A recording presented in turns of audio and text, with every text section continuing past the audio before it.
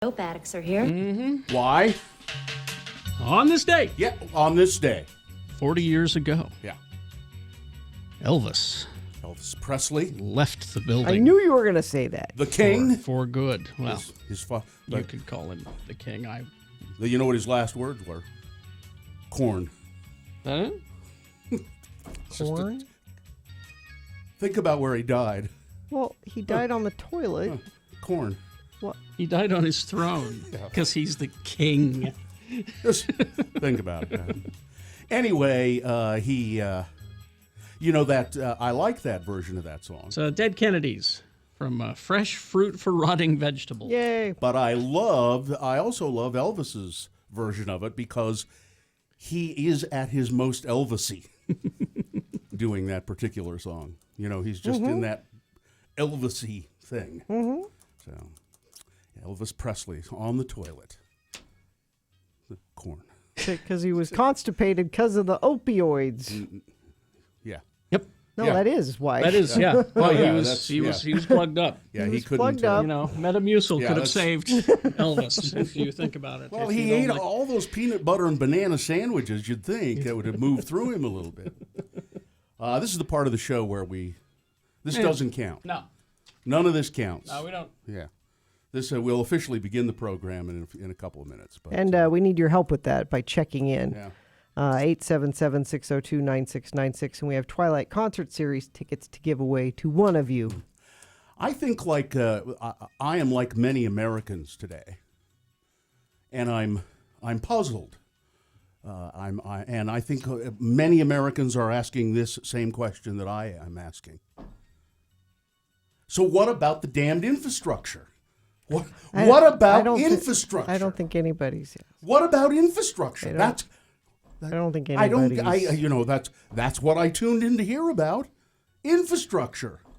I didn't hear anything about it. Well, clearly he didn't care about it either. I just don't. I don't get it.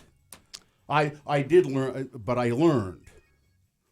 I learned. Oh, I learned. I learned that one of the biggest wineries in the country is in Charlottesville. See, you didn't know that before. No, so that was great. I learned that, but I still want to know about infrastructure. And I feel that many people are feeling kind of left out, bereft because of that. You know, I had some infrastructure work done at Alpine Plastic Surgery. Boom! Yes! Don't we do traffic or anything? No, we've been starting late every day. Yeah. And they didn't believe me that I could start us on time, and I Really? started us on time. Alpine Plastic Surgery, Dr. Randall Barnett. You can call him at 801-689-3500. I have called him at that number. Why? Why did you call him? I've called him, the first time I called him was to make an appointment for my free consultation. Free? And let me tell you, the last time I went to see him, I thought I was going in for something else. I thought I was going to get a boob change out because I've had mine for over 10 years. And I thought, I think you're supposed to change them out. And I went and he's like, You know what? no, He's as honest as those mechanics at I know. Excel Automotive Repair. Because he Gina, as a matter of fact, Gina asked the guys at Excel about her boobs. They said, no, They're fine. So you don't need them changed. He said, are you happy with them? I said, yeah. He said, well, you don't got to take them out. You're I said, fine. So what I'm saying is, he's not there just to try to do as much plastic surgery as he can get away. He's going to make you look good and in proportion and happy. Don't ask him to change your oil. No. You can see videos of Dr. Barnett discussing procedures involved in tummy tucks and breast augmentation and lifts and all of that. Just go to alpineplasticsurgery.com. Strong Volkswagen.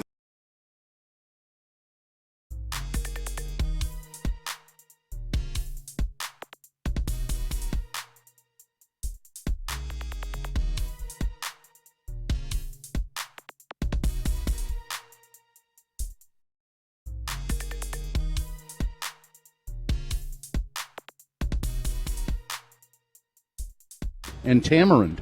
I'm all right with tamarind. Are you sure? Well, Do you like know A1, I must be. Do you know what tamarind is? No, I have no idea what tamarind is. Okay. What is it? I'm not going to say. You don't know. Yeah, I do. What is it? It's a fruit Bill used to play the tamarind.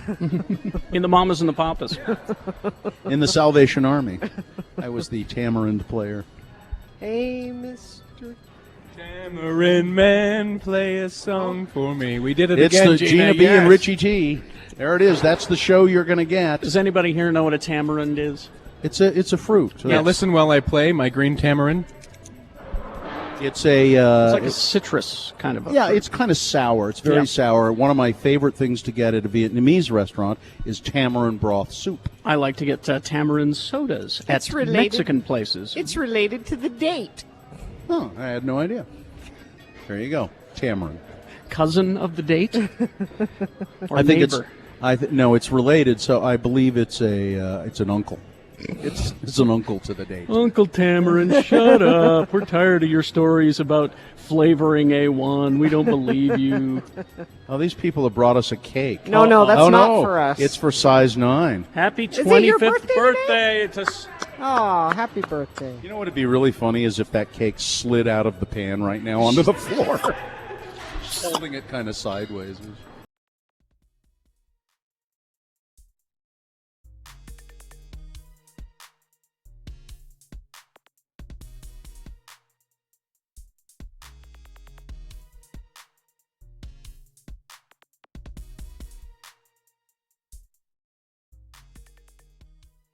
Recently on the Rachel Ray Show, she was promoting her new fragrance, which she calls Fancy.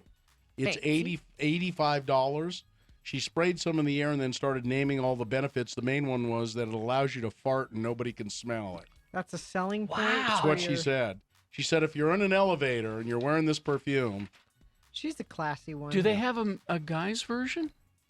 Because, boy, I tell you, I'm You holding... want to wear something called Fancy? I'm holding one back right now, and I don't Do you want to... need a moment? I don't want to No, hurt don't- you guys. no, no. Go ahead. Go ahead. No. Go on. Why? Do it. Go do outside. it. Come on, Don't. chicken. Come on, do it. Don't. Do it. Not chicken. I'm just not sure you really want Do that. it. Why do you want him to do that? Do it. I don't believe him. I don't believe he's holding one. I believe and he I don't- always has one ready. And I don't I believe. believe he Just could- put the microphone down. Don't do it. I'll leave the room. There. And I don't believe it's going to be as bad as you say.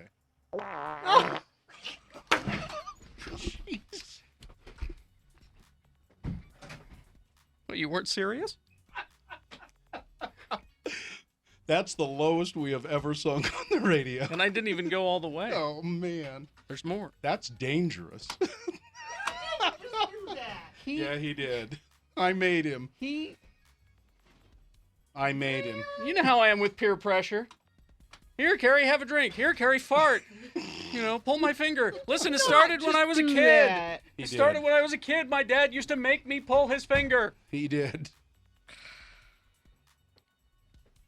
I don't smell anything. Seems Well, fine. it'll circulate. Well, Yeah. okay, It'll come around. maybe we'd better take a break. I haven't been eating much meat lately, so, Oh, geez. Well, you know. yeah. You know, for someone that just That was really tuned into good. this show for the first time, I know, they just would- now, We don't usually do that. We've lost them forever. Usually, Really? you know, we're Do you think? You don't think that they could forgive us just this one? I can't forgive you. now long-time listeners of the Radio from Hell show. If you'd like to call us now, Listen, I was goaded into it.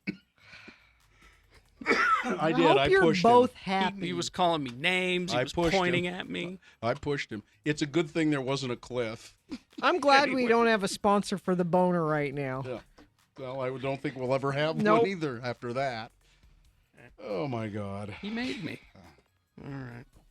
Uh-oh. Weather? Somebody just texted and says, "Well, that's why you guys have a new three-year contract." And Sue just texted in, I am so proud to be your wife Your right bags now. are on the porch. I also just got a texter that says, "I can smell it from here." It really is bad.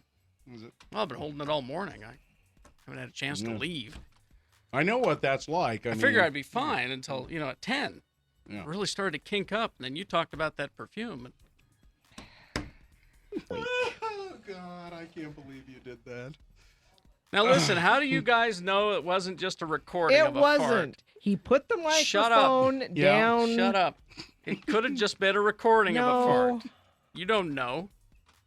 You don't, but I'm here to tell you it was. Well, see, these guys are selling it. Yeah. They're acting. Nope. That was real. Oh man. Great. Oh, wait a minute. Huh? Wait a minute. Oh, Don't. Yeah, it was real. told you. Yeah. Thought you were gonna do it No. too. No. All right. I don't have one, or I might. Is it like yawning? It just, when somebody No, does it, no. everybody It's just contagious. No, Just I jumps got. in and- No. Okay, all right.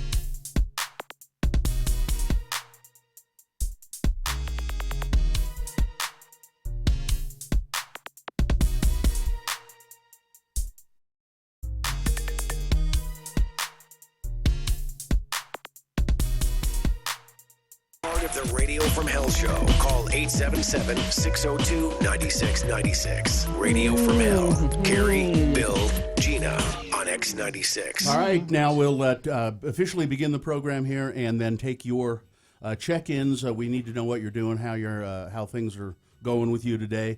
We need to know how it's hanging. 877-602-9696. And opening the show, brought to you by Strong Volkswagen of Salt Lake City. You get 100% lifetime powertrain coverage. Your factory powertrain warranty becomes a lifetime warranty online at strongvw.com. Well, it's just hanging a little crescent moon out there in the western sky right now. It's 33.6% of full, the moon is, and it will set today at 4:04 p.m. Today being Wednesday? Yeah.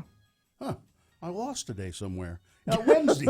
It's the 16th day of August in the year of our Lord 2017, and this is North America's most perfunctory radio broadcast. It's the Radio from Hell show, starring the Lords of Morning Radio, Kerry Jackson. I'm Bill Allred, and that's Gina Barberi.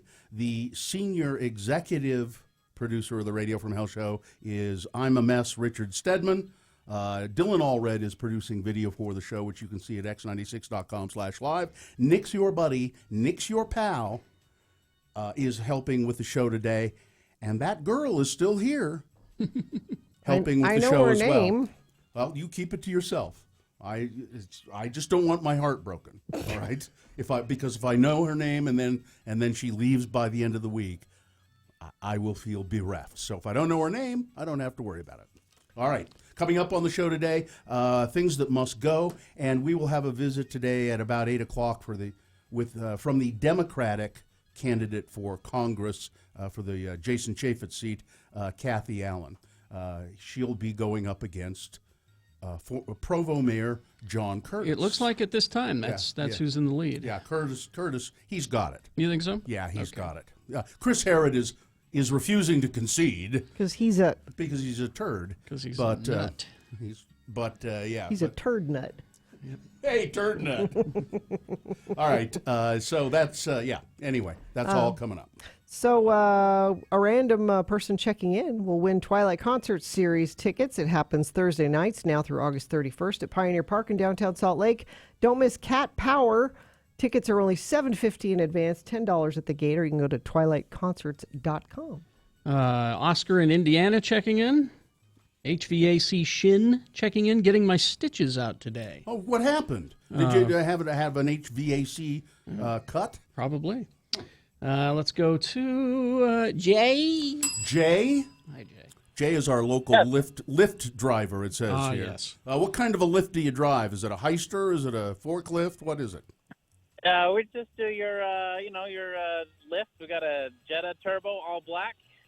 Oh, it's the private LYFT. Oh, the private taxi service kind of thing. Now, do Lyft drivers still have that dumb pink mustache that they put on their cars? I think there's a few. They sent me in the box. I think it's still in the box. Probably for sale on KSL, maybe. They sent you one though. Yeah, they sent. I think it was after the first 100 ride. Yeah. So, do you like being a Lyft driver, Jay? Yeah, I do it part time. And then full-time in the summer just so I can play around, vacation, all the good stuff. Yeah. Well, thanks for checking in with us. Hey, no problem. Thanks for having me. Yeah, see you later. All right, thank Bye-bye. you. Let's see. I'm checking in and I hate my job. Well, Gee, there you go. That's too bad. Drew, your local credit card guy, is hanging. Oh no, I don't. I don't. Yeah, read that. Drew, I read that any further. If you're the local credit card guy, I really need you to look up my credit card and add some money to the account. Would you please? making glitter slime with my daughter today. Just go home and do crafts. Chicken Rob. I wonder what kind of crafts I would do if I went home to do crafts. I don't think I have one. I'd make one of those macaroni pictures. That's about all I could do. And I'd make put my handprint in some plaster of Paris, and I'd make my mom an ashtray. Mr. Roboto checking in. Nickname approval for Mr. Roboto, please? Sure. Why okay. not? Greater Jake checking in, sitting in a parking lot on northbound I-15 in Orem. What? Waiting for a friend? Is there traffic? Or Making a hookup? Our Ogden shut-in is checking in. Go ahead and try. Well, thank you. 877-602-9696. There is a line go open. to Terrence. Hey. Hey, good morning, Lord and Lady. How morning. you doing? Terrence. Terrence, what's your day going to be? It says here it's your birthday. It sure is. So are you doing something special? No, I'm actually on my way to install ductwork for the courthouse in Provo On your birthday? Good for you. on my birthday. Good for you. I think people who take their birthday off work, I just think it's silly. It's just it's silly to do it. It is. Why not make money while you can? Exactly. Make money while the sun shines. That's what I say. Well, Terrence, did we Right. give you some Twilight passes for your birthday present? Absolutely. Okay, Thank good. you very much. All right. Happy birthday. Let's see. Terrence giggles a little bit too much. He does, doesn't he? Let's see. Jessica text in a things that must go, but we need those via email if you would, Jessica, Yeah, send it. please. You still have time to get them in if you want. Yeah. Radio from hell at x96.com. Just put must go in the subject All line. right. Checking in, hanging by a thread, living the stay-at-home dream life in Utah County, trying not to raise small-handed fascist dictators. Are you literally hanging by a thread, what it says sir here. or madam? Literally? Let's see. Jessica checking in, saw Wonder Woman last night with my daughter. We loved it. Yes. Nova Kim checking in. Nova equals Northern Virginia. Northern Virginia, the part of Virginia where we flip the statue blue and hate Nazi. Oh, we flip the state blue and hate Nazis. Okay, there we go. Let's go to Ashley. Hi, Ashley. Good morning. Good morning. What are you doing today? I am currently driving to work where I work as a telemetry tech. That's what, like you put those little patches on people's skin and do heart checks and that kind of thing? Kind of. People who do that are called EKG. I'm the one who sits down in a room and I watch all the heart monitors that are stuck to people's chests. But it's kind of a wireless box. Uh-huh. So I read and I interpret those heart rhythms, and then I tell the nurses what's going on. Oh, so these are patients that are being monitored constantly in a hospital or something? Yeah, these are inpatients. Uh-huh. Yeah, and then do you have to, you see big spikes and you have to have an emergency and everybody runs to room 12 and all of that kind of thing? Yeah, there's an emergency, I broadcast it, and they all go in there. Yeah. Yeah, you don't ever want to be in room 12. No. All the bad stuff happens. That's the bad one at the hospital. Room 12. I've been in there, and it's just awful. All right, Ashley. Ashley, thanks for checking in with us. All right. Thank you. Have a good day. Bye-bye. Let's see. Tana, news photographer from St. Louis, checking in, ready to go. Make some news. Bus driver Allison checking in. Jim says, glitter slime mentioned today. New couch shopping tomorrow. Yeah. Yeah, I think so. Robert checking in. Got a lot of photos to edit from yesterday's shoot. Please help me get through with some witty banter. I don't know. I don't like demanding witty banter. I don't feel very witty today. Adam here saw Book of Mormon musical last night. I'm still laughing. Please stop this feature. It's awful. I switch the station every morning when you guys do this. Well, if you switch the station, how do you know we're doing it? Yeah, it Right. is. But whoever texted that is correct. This is an awful feature. It's the worst feature It's the worst feature of this show, and it's probably the worst feature we've ever done. Mm-hmm. Need you to try extra hard today, considering everything. Shiny keys, distract me, radio from hell. All right.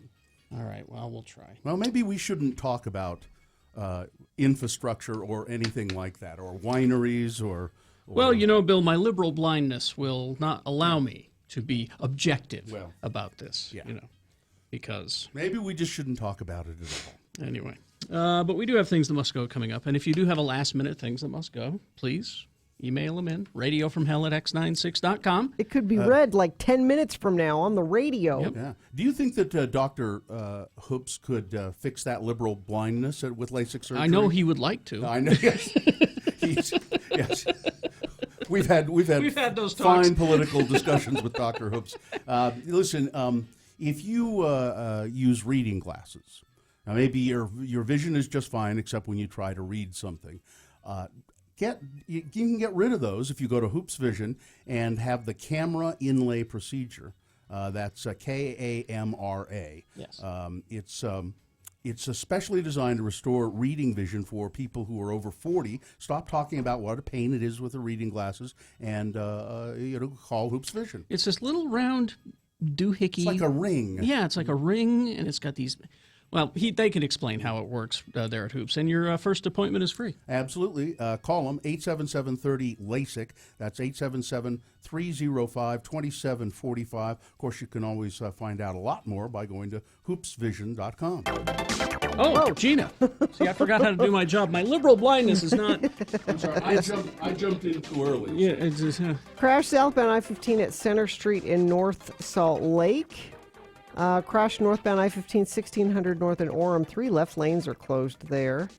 And looks like that's it. Unless you want to send us something, you can text it to us, 33986. Get unlimited 1.5% cash back plus a $100 bonus with Power Cashback credit card from Security Service Federal Credit Union. Go to ssfcu.org. All right, news and things that must go after these. In the news, we'll find out just how big that winery is. Oh, good. Thanks. The music starts at 10 with a 1-hour nonstop music wingding with John Smith on X96.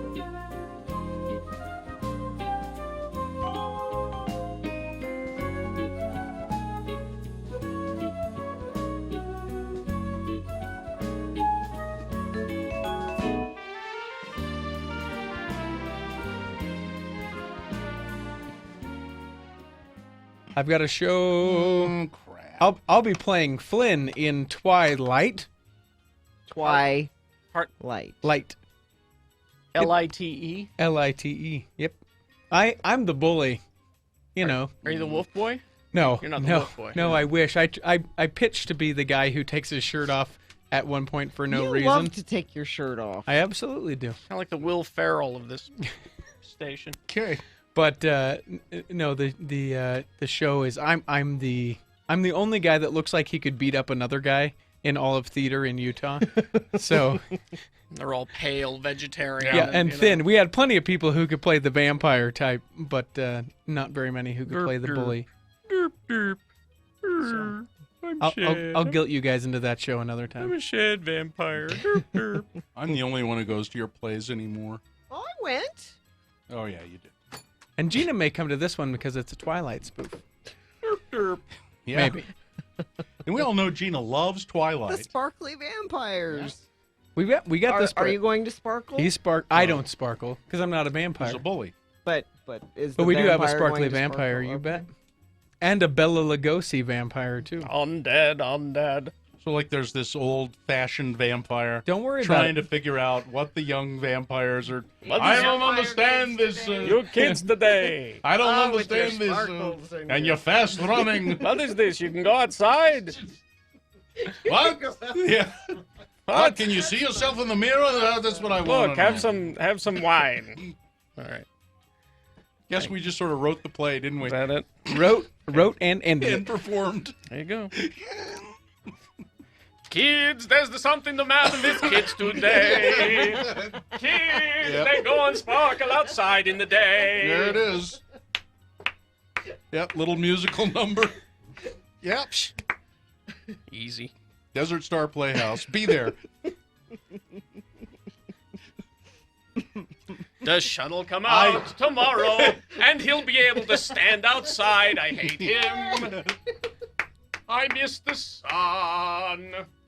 Oh, You Lord. you owe Carrie money now. I know. I used to be tan, you know this. I had a house in Palm Beach. Aw, damn. Blow this. No, that doesn't. I'll get there. Here comes the sun. You better run, you dumb old vampire. We get Deedle. we sparkle. Da da da da da da da. Ah, you kids. I like the dessert bar there at the Desert Star Playhouse. Does the old vampire carry an umbrella? He should. No, but that is a great idea. Okay. You owe me a dollar. There's And, that and too. Count Oh, yeah, Chocula. Count Of course. Chocula Count has to be in there. Chocula's got to be there, and the Count, and Two. oh, that joke's in there. You know it. Yep.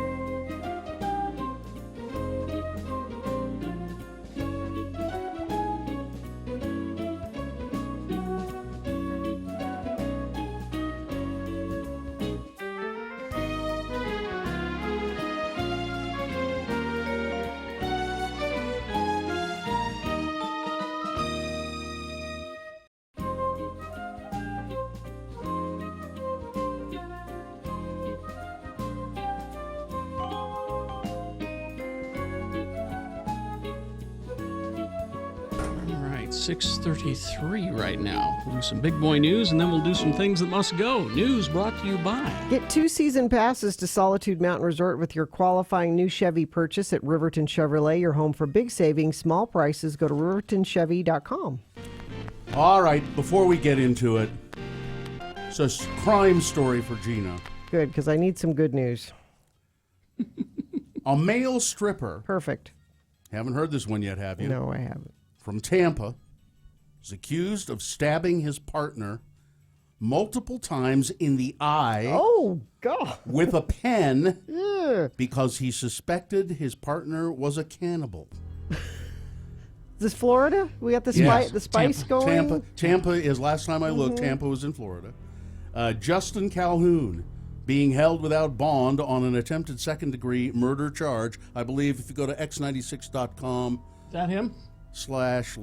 you can see his I don't think mugshot. that's his natural hair color. And what is that on the side of his face? Some I just sort of noticed tattoo. that. That's a tattoo.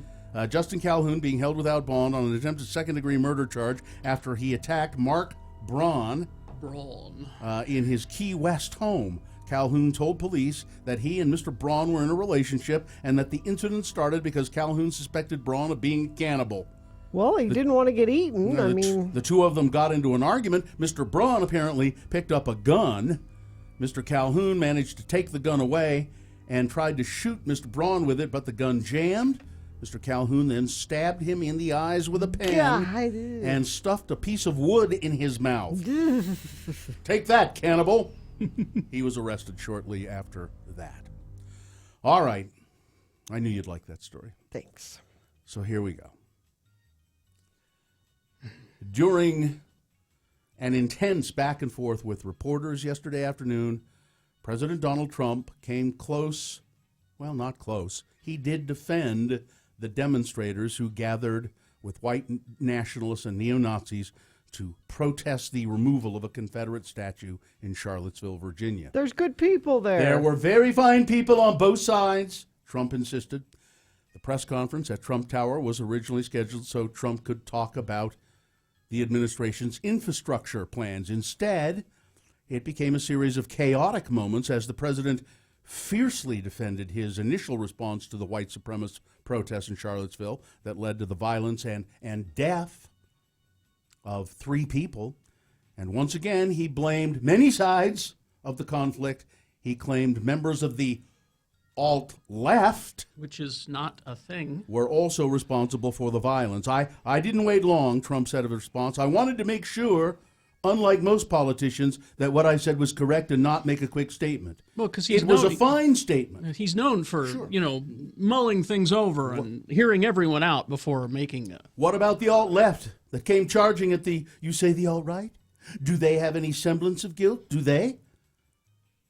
What he's failing to notice here or to realize here is that yes, people on the left, the counter-protesters, they were there and they fought.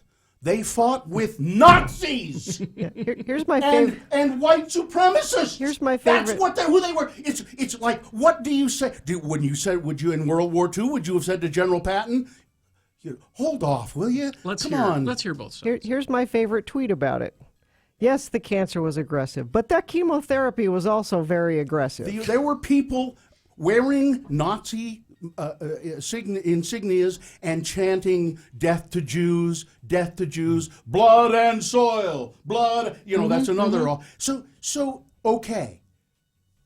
And there was a clash of life. And they had a permit, Bill. Yeah, well, that's true. They had a permit. That's true. They had a permit. And so, and I believe the beatdowns probably started with them.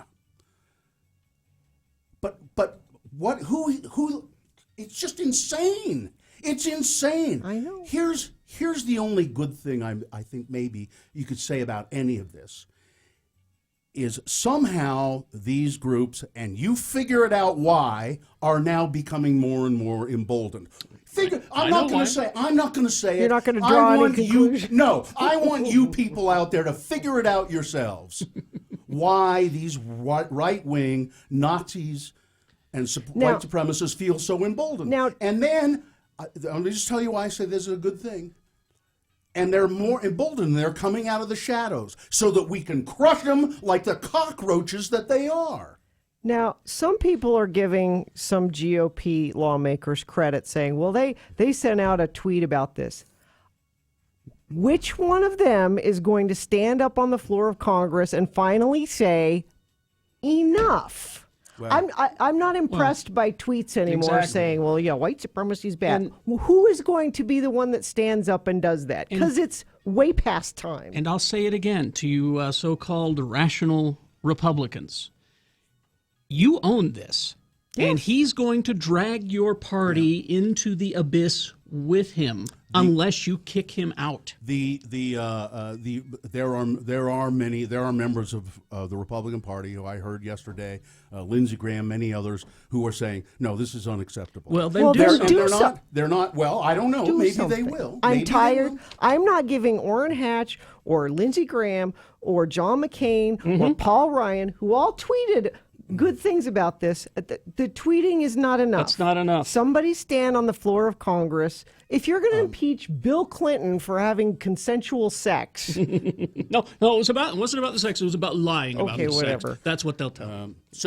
then do this. It just went off the rails. It was insane to watch. And then as Trump was leaving, he said, "And believe me, I know Charlottesville.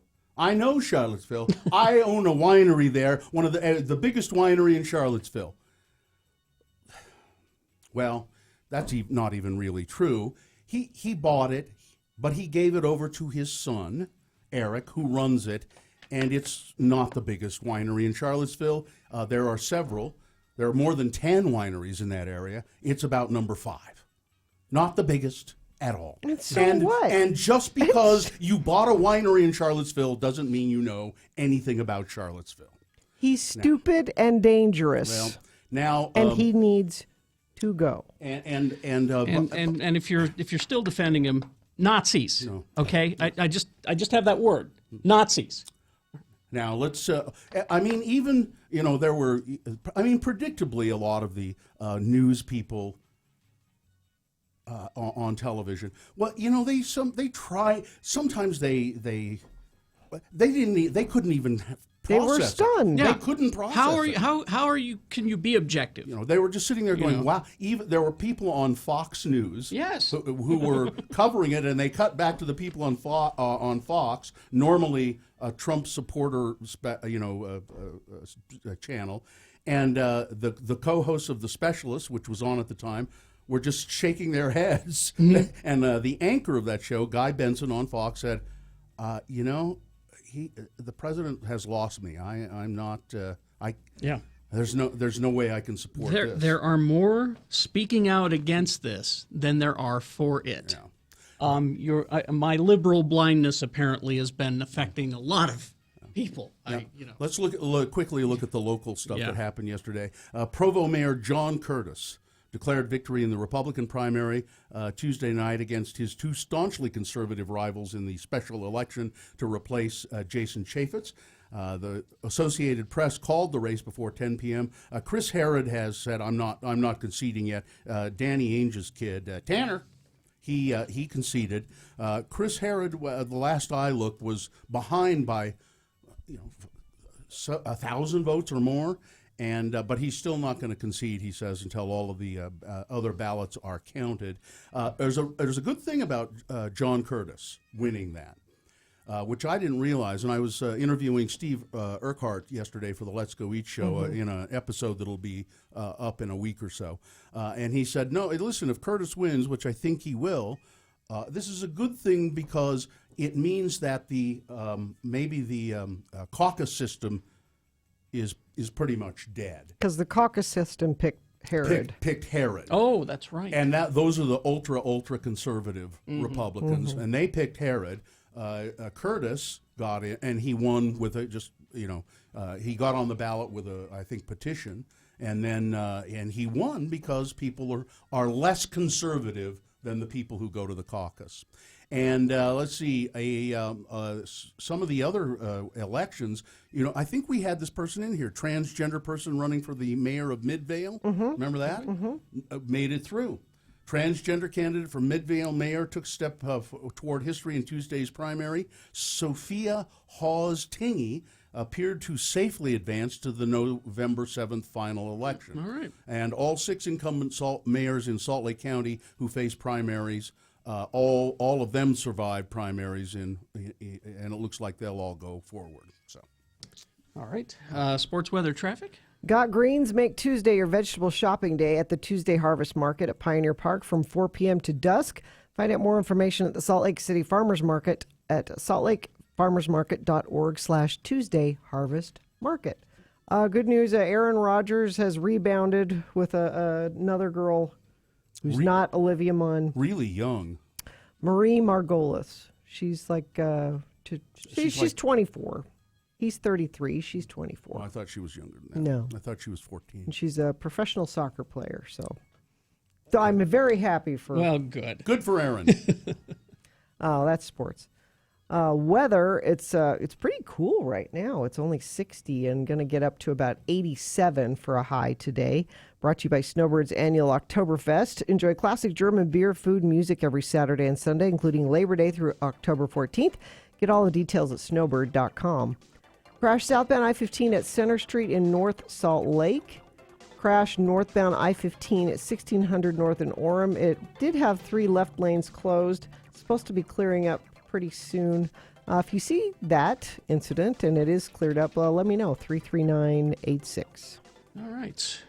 Things that must go, brought to you by Gina. Black Turtle is hiring full and part-time customer service representatives with competitive pay, including health and welfare benefits. If you're a remarkable person looking for a great new opportunity, apply with Black Turtle at jointheturtle.com. Things that must go on the radio. From Hell Show. These are things that are bugging you, things that are eating at you, and you just want them to get out of your life. You send them to us at radiofromhell@x96.com. You put must go in the subject line, and we may read it on the radio. And if we do, it might help. You might find that it eases your mind, or even these things will disappear from your life. Gina, you want to go first? Sure. This is from Cupcake. She says, I attended the Avenged Sevenfold concert at USANA, and there was a young mother there who brought a child of about 3 to 4 years old with her. I've always questioned this decision, but thought she was downright crazy when she allowed the little guy to sit on the ground. My intuition was right, and he was stepped on and hurt, luckily not seriously. Get a sitter or don't go to the concert. Pretty simple. Yeah. And also, she says, I have 4 kids. I have a bachelor's degree. I'm about 22 credit hours away from my master's degree. I'm also underemployed. And though I budget, skimp, and coupon clip whenever I can, there always seems to be more at the end of the month of the paycheck. So when unexpected things have happened, like car repairs, home repairs, etc., it's meant I've had to visit the local food bank just to be able to feed my kids. Thing that must go is when people assume I'm not working my ass off to provide for my kids. I'm trying to get a better job. It's hard to do, to take time away from my current job for interviews, which means even less pay. Thanks for letting me listen. Bill, make mine a case. Carrie Geek Show says, hey, and Gina, Alligator Lemmy. Okay. This from Please Don't Use My Name.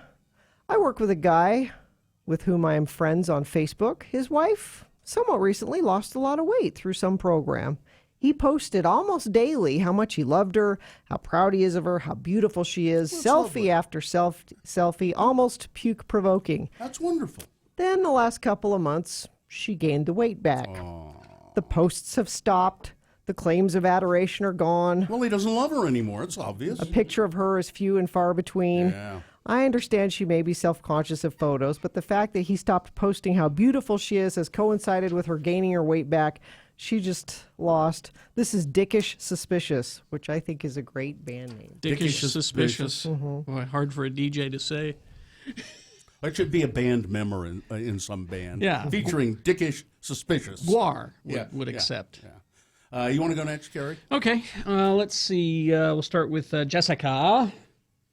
My things that must go is the ass who broke into my car last weekend. It was in my driveway. Stole my wallet, my baby's car seat. I mean, who does that? My favorite pair of shades, couple of packs of gum, and my mace. It's been a nightmare to replace everything that was in my wallet. And to get a car seat, they're not cheap. Nope. You guys rock. You're the only way I survive my morning. Make mine a triple. Thanks for letting me listen, Jessica. Triple. This one from, let's see. This one from Tony. I'm not sure about this one because I don't have enough details. My thing that must go is the old lady at the Broadway Theater who got stuck in the wheelchair elevator. Oh, I know that elevator, yeah. She's able to walk and should just use the stairs. Also, she didn't have to be rude when a staff member tried to help her with instructions and while I hit the black switch. I don't think she was being rude. She was probably embarrassed. And I don't know and whether... not everybody in a wheelchair. Yeah. I think the point is she wasn't in a wheelchair. No, not everybody that needs assistance is in a wheelchair. Yeah, that's true. So I don't know enough about that one, but there you go. Nathan sends this one in. Hello, radio demigods. Must go. Fake politeness. There is one famous fast food chicken joint that has taught their employees to be super polite. Yep.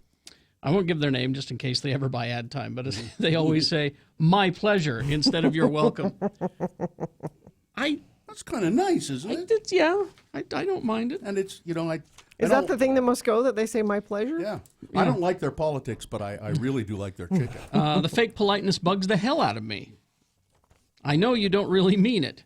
Give me my sandwich and let me go back to my business. This go for the grocery store next to my work. Every hugging employee I pass has to make eye contact and say, "How are you doing?" or some other greeting. Thanks for being kind, but I do not need to be addressed by everybody in the store. Just let me get my stuff and go. And lastly, my headphones not being labeled right or left. If they are labeled, it's so small I can't see it. I have to tie a knot in the left side so I know which side is which. Thank you, Nathan. Listen, I have one of my own. And first of all, and this is probably my fault, but people who come to your house to repair things, and they get really familiar, and they want to tell you stories, and they want to talk to you about your house, and they want to be your buddy, and they want to just do the This thing is you came your here. Now, this is your fault because you like talking to people and you I know ask questions. I ask questions sometimes, but there's a lot of times where I am busy, and I don't do that, and there are repair people who do that anyway. They engage without me trying to engage them. That's when I don't. If I engage you, okay, we can chat and be buddies. That's okay. Well, it's like a Lyft driver, a cab driver. They know whether someone wants to engage or not. Yeah. And they don't usually push it. If you're in the back seat just quiet, they don't usually push it. Yeah. Curtis, I'm not talking about you. I like chatting with Curtis. So Curtis listens to the show a lot, I know. All right, this one from Jamie. I work for a small company downtown doing mostly photo editing using Photoshop. I restore old photographs, and I also get occasional weddings gone bad or headshot retouches. Here are a few photography-related things that must go. Number one, when reviewing personal photographs, clients always make the joke, "Can you make me 10 pounds thinner?" Or, "Can you give me more hair?" And when I say, "Yeah," sure can. They seem surprised, and then they often try to backtrack their joke. After a moment of thought, they'll say something like, "Well, you can fix it if you want to." I mean, no, I mean not that you would want to. It's obvious that you want me to. I get it. You're being coy, but you realize when you ask a photo retouch specialist if they can do something to fix your physical appearance, the answer is always yes. Don't be surprised when I take your request seriously. Number two, the idea that Photoshop can do anything. I know you saw something amazing done on the TV show CSI, but I got bad news. If the image was shot out of focus, no amount of Photoshop magic will bring it into focus. Now, I'm fine if you ask. It's always worth the inquiry, but don't be a snob when I explain why Photoshop can't fix it. Number three, certain high school senior portraits. Now, this is, I don't know about this. Okay. My goodness, when did senior portraits turn into photo shoots for Abercrombie and Fitch? Why would anyone shoot high school students in such provocative manners? And parents, why are you bringing me these images? If your son or daughter is showing too much skin, it makes me uncomfortable. Then something is wrong. I've retouched everything from modeling portfolio nudes to boudoir photos to flat-out graphic images, but the last thing I want on my computer is a photo of your kid leaving very little to the imagination. They're minors, for crying out loud. Be a parent. Draw the line somewhere. Huh. That's interesting. I'm not aware that happens. Maybe these are probably not yearbook. No, this is when you go get your quote unquote senior pictures done and you do like a photo shoot with Oh really? I see. Like whatever their hobby is, you take a picture. So this with isn't that. where you're lining up in the gym to get your picture No. taken. This is parents set these things. That's weird. That's that person's point. I wouldn't do that. Yeah. Number 5, people who get mad when they can't have it now, and number 6, bad art. And finally, this short one from Lori. Hi, Lords. I work for one of the major defense contractors in town, and my thing that must go is when the woman who sits next to me takes off her shoes and socks and clips her toenails using our government-issued wire cutters. Oh! It's disgusting! I get to work at 4, and she's already going at it. I've complained. She's already going. I've complained, but none of the bosses are here at that ungodly hour, and I have no proof. It must stop. Lori, gather up some toenail clippings and say, see? There's your proof. Or just, shoot her with your camera, Yeah, get some there you video go. that way. All right. Things that must go on the radio. From Hell Show. We've got a crash northbound I-215 at 31st South in Salt Lake City. Left split, left shoulder being affected there. Crash northbound I-15 at 4th South. Let's see. Looks like there's still some issues. Crash northbound I-15 1600 North in Orem. Someone says Legacy Highway for a relaxing commute. Looks like that. Or Orem Wreck is cleared up, somebody else says. Thank you for letting me know that. If you want to let me know things, text them to us, 33986. Brought to you by Sean Hogan and Everest Collision. They want you and your loved ones to get home safe and sound. Stop texting and driving. Download the Everest Collision app responsibly. All right, to take our mind off of how terrible things are, Gina has a list coming up. Oh, good. People love lists. People love lists, and we're not talking about the awfulness. All right, so it's 6:55, and just a real quick, Pro Flowers. It's not a holiday or anything. It doesn't have to be. Doesn't a have holiday. to be. That's the thing, is that I never send stuff like flowers for holidays or birthdays, because it's just it seems obvious to me. It's International Tell a Joke Day. There's a good reason. Yeah. You could send a bouquet of flowers for Tell a Joke Day. Pro Flowers wants to help you surprise someone for no reason at all. Also surprising you with a special deal. For our listeners, you can get 20% off any of their unique summer rose bouquets or any other bouquet of $29 or more. Their colorful rainbow roses are always a hit if you aren't sure what to send somebody. That's a good suggestion. Pro Flowers bouquets guaranteed to stay fresh for at least 7 days. I've had them last longer than that. 7 days or your money back, and you control the delivery date. More bloom for your buck is what they say here. So to get 20% off summer roses or any other bouquet of $29 or more, go to proflowers.com. Use this code X96 at the checkout. That's proflowers.com and the code X96. Don't wait to make somebody's day. X96 is your home for non-stop music. We give you a 1 hour.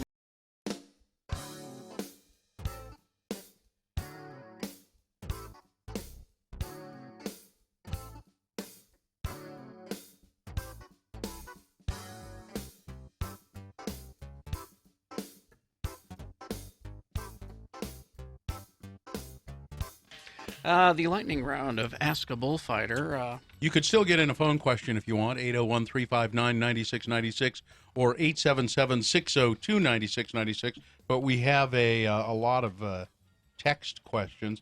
How about your health insurance, Ammon? They must be some. There must be some restrictions, or you have to have. You must be risky. You have to have special health insurance, or what? I don't. It probably would be a good idea if you were going to do it. You've had injuries. That's a good idea. Just thinking about this, are you? All right. Hey, Wait a minute. why didn't I think of that? So what do you? I mean, has your health insurance covered you so far? Yeah, on the cases where I've needed to go, a lot of the injuries are, you're just going to be sore. You can't really do much for it. Cinch you up. We just cinch you up on the kitchen table. Yeah. Until that big brain injury comes around, then you're going to wish you had it. Let's see. Text question. Not me, of course. I want to ride a bull once before I die. How would I go about doing this? Good. Well, that's his bucket list, I guess. Yeah, it's probably easier than a lot of people think. Make it the last item on your bucket list. And finally. Actually, the Broken Heart Rodeo Company has practice where they buck out some of their younger animals just to see how well they'll perform. And I'm not sure if he's still doing it, but usually it's every Wednesday night in Ogden, at the Golden Spike Arena. Really? Just show up and. Yeah, like there's kids from high school that come and get on, or guys from college that just haven't been riding for a while that want to get back in. You have to pay a little fee to do it. Yeah, I think it's like $20, and usually there's enough guys there that have the equipment that if somebody, I've been there before when people have shown up that have never been on an animal before. I don't have my own rigging. Yeah, they help them do it. So Listen to you. that would be a good.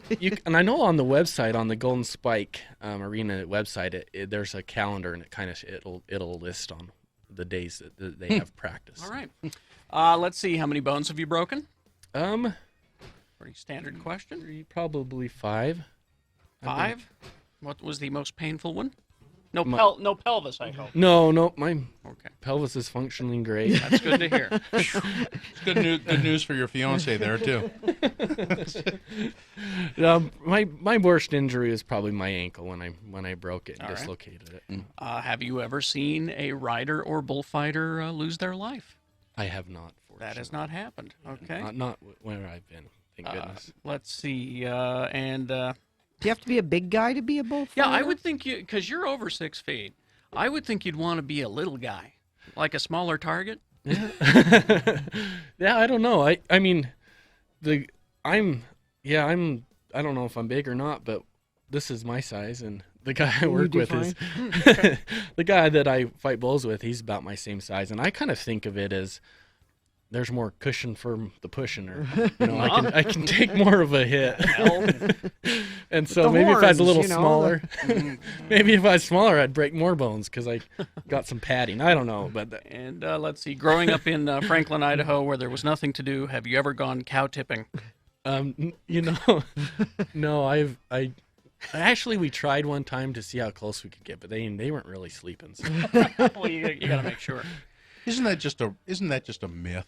I kind of think it is. You can't push a cow over when they're asleep. Gina? I'm going to look it up. That's bull. Look it up. That's bull is what that is.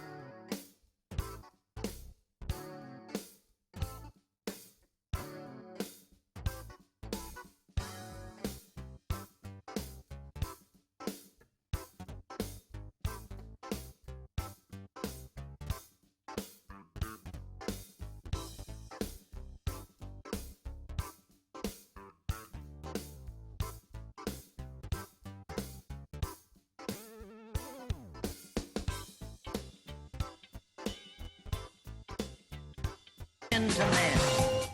Man to man. Man to man.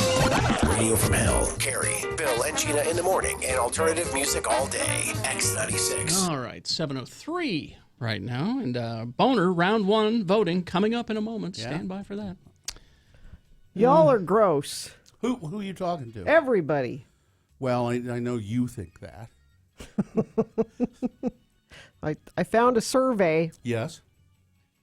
About 1,000 respondents have revealed some of their grossest laundry habits. Laundry? Laundry habits. Okay. And it's appalling. What? Like what?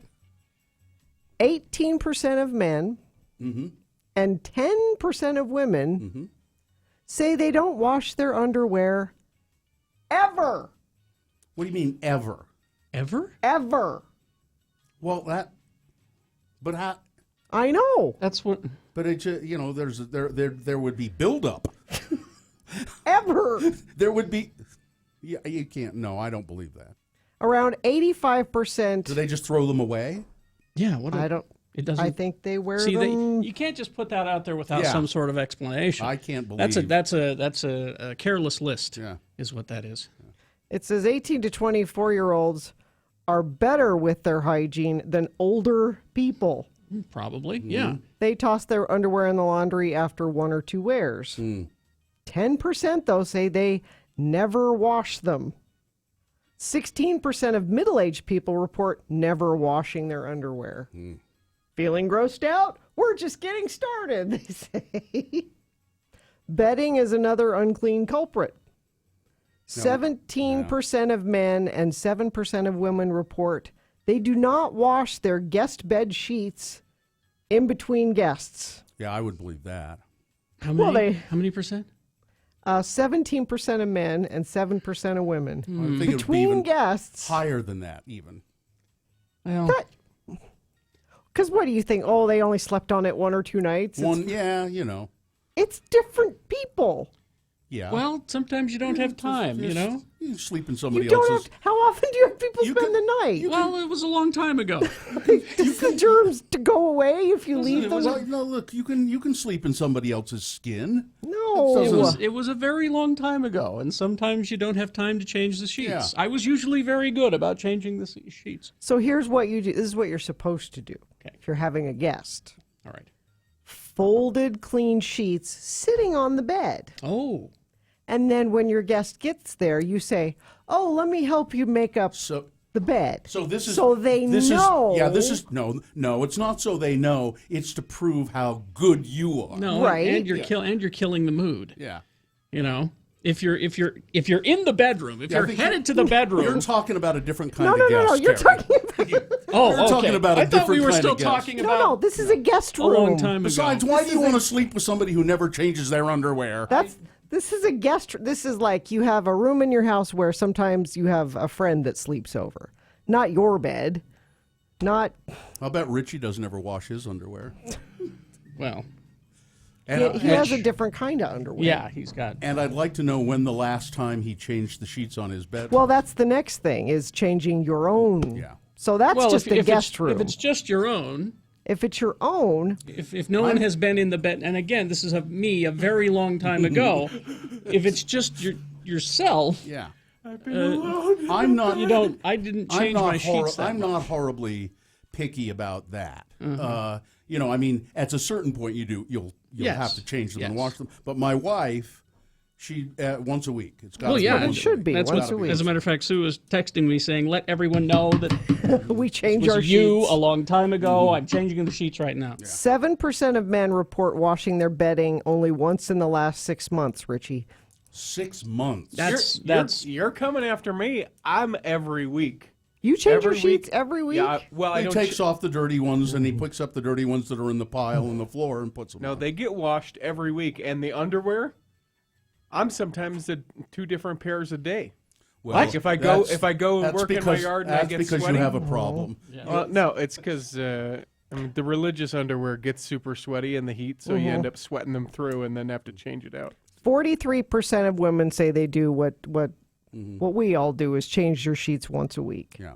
But there are a good percentage of men that if I were once by every 6 months. If I were by myself, living by myself, I don't think it'd be 6 months, but it would be a while. Mm-hmm. I mean, I probably wouldn't change them very often, unless, of course, there were some accident.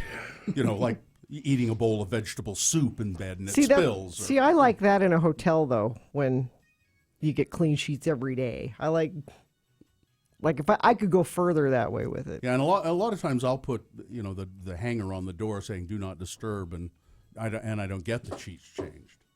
Love. I have to change my sheets because even just the sight of the tear stains on my pillow and my bed make me sad. So I have to wash them. I'm like, no, this week, no tears this week. You're sure that's tears, not garden sweat? Yes. Okay. Gardens. That's a grosser kind of sweat. Now I'm getting more texts from my wife. Gross, we slept in your bed. Ooh, I was only seeing you at the time. But how often when you were single? You remember the girl would come over and she would clean the house and she would change the sheets once a week. This is trouble. What else is there on this list? I hate this list. Well, that's it. It was just talking about It's a laundry. It's a laundry It's a list. laundry list. Laundry list. Yes. I thought it was going specific. to. So what about toothbrushes? Well, this is a laundry list. Or sponges. Okay, so when I have a sponge, Sponges you give the sniff test to. A kitchen sponge. That anytime we do the dishes, it also goes in the dishwasher, so it gets run through. Now I read somewhere, I think that doesn't. it keeps them a little longer. Keeps them, but you change that out. I often. probably use kitchen sponges. I keep them way too long, probably. Yeah. It's because I'm thrifty. I don't. Well, I could get another, That washing out of this. That smell, I'm real sensitive to that. The mildewy The kinda, mildewy. yeah. I can Sour smell. Boy, just I have like a radar for that or something. Well, it wouldn't be radar, would it? Well, it's a nose test. Sonar? No, not sonar. An olfactory. Smeldar, yeah. Smeldar, yeah. I am Smeldar. But yeah, I hate that smell. That's gross. I can't. The underwear thing, I don't believe. I don't know. I don't believe the not ever cleaning the underwear. That I just, It's a survey. I believe that unless they get a stain on them, I'm sort of subscribed to the theory of never washing your jeans. Just almost never. Almost never. But wash they smell, don't they? No, they don't. They don't. I'm not willing to wait and find that out. Unless you, like I say, unless you get a dirt or food stain on them or something, I don't wash them. See, I go I'm. You're way too clean. Like we went for a hike last week, and Muhammad wore his. Wait a minute. We went for a hike. You did what? We went for a hike. Where? And we had this conversation on the air. Okay. Donut Falls, remember? Oh, that's right. And Muhammad wore his soccer training jersey, and then he had soccer practice that night. And I was with my sister, and I said, now we got to go home and wash your jersey before you go to practice. And she said, you're washing his before. It was covered in dirt. He was dirt. Oh well, all right. If it was covered in dirt, she said he's going to practice. It's not a game. He can wear that shirt again. I'm like, well, if it's covered in dirt, yeah, I would. Yeah, you're right. He's going to practice. He's fine. And Sue has texted me again. I throw the sponge away like once a week, and I have thrown away sponges in other people's houses. And I know that's true. I know that's true. Now that's taking it a little too far. I'm never having you guys in. Stay away from my sponges and your pants, apparently. Yeah. All right. Weather boners. Who's first? I got the boner candidates right here. So, here's number one. So, gay people want to own slaves? Huh? Well, you'll find out. Okay. Number two. I guess it was a poor choice of words. And number three, you'll have to go through the little girl. Oh, yeah, I saw that one. Crash northbound I-215 at 31st South. The left lane split and left lane closed. Crash northbound I-15 at 12th Street in Weber County. Crash northbound I-215 31st South. There we go. Northbound I-15 4th South. There's a crash there. Going to check our message stream quickly. Heavy traffic southbound I-15, Layton to 6 South. Thank you, friend of the program that sent that in. Crash southbound US 89 in Layton near Oak Hills Drive, 5 to 10 minute delay. Thanks, Devin, for that. A couple of people actually sent that one in. And lots of motorcycle police activity northbound I-15 from 90th South to 33rd South. They all sent that in to 33986. All right. You know where things always smell so nice and clean? First thing I do when I get out of my car, go up to Snowbird, first thing you do is take a deep breath. And, beautiful clean air. I've got family in from out of town, and we're sending them up there tomorrow to do the activities and stuff. Make sure they get the passes by going to snowbird.com. There's a discount there. Snowbird's Oktoberfest is also in full swing. Now, Oktoberfest is free. There's no entrance fee to it. Every Saturday and Sunday and Labor Day until October 15th. Yeah, you don't have to pay anything to get into it, but then, of course, you'll want to buy beer and food and stuff like that. And then on, Saturday the 19th, Snowbird Oktoberfest will host the first annual Snowbird Bratwurst Eating Championship. Now, these are professionals. Yeah, you're not registering to be a part of it. Members of the MLE, the Major League Eating Circuit. top-ranked major league eaters from all around the United States. And season passes at Snowbird are now on sale. The best benefits of any pass in Utah, the Snowbird Season Pass offers 0 blackout dates, free days at other Wasatch resorts, half-price tickets at Mountain Collective Resorts, and more. Go to snowbird.com for details.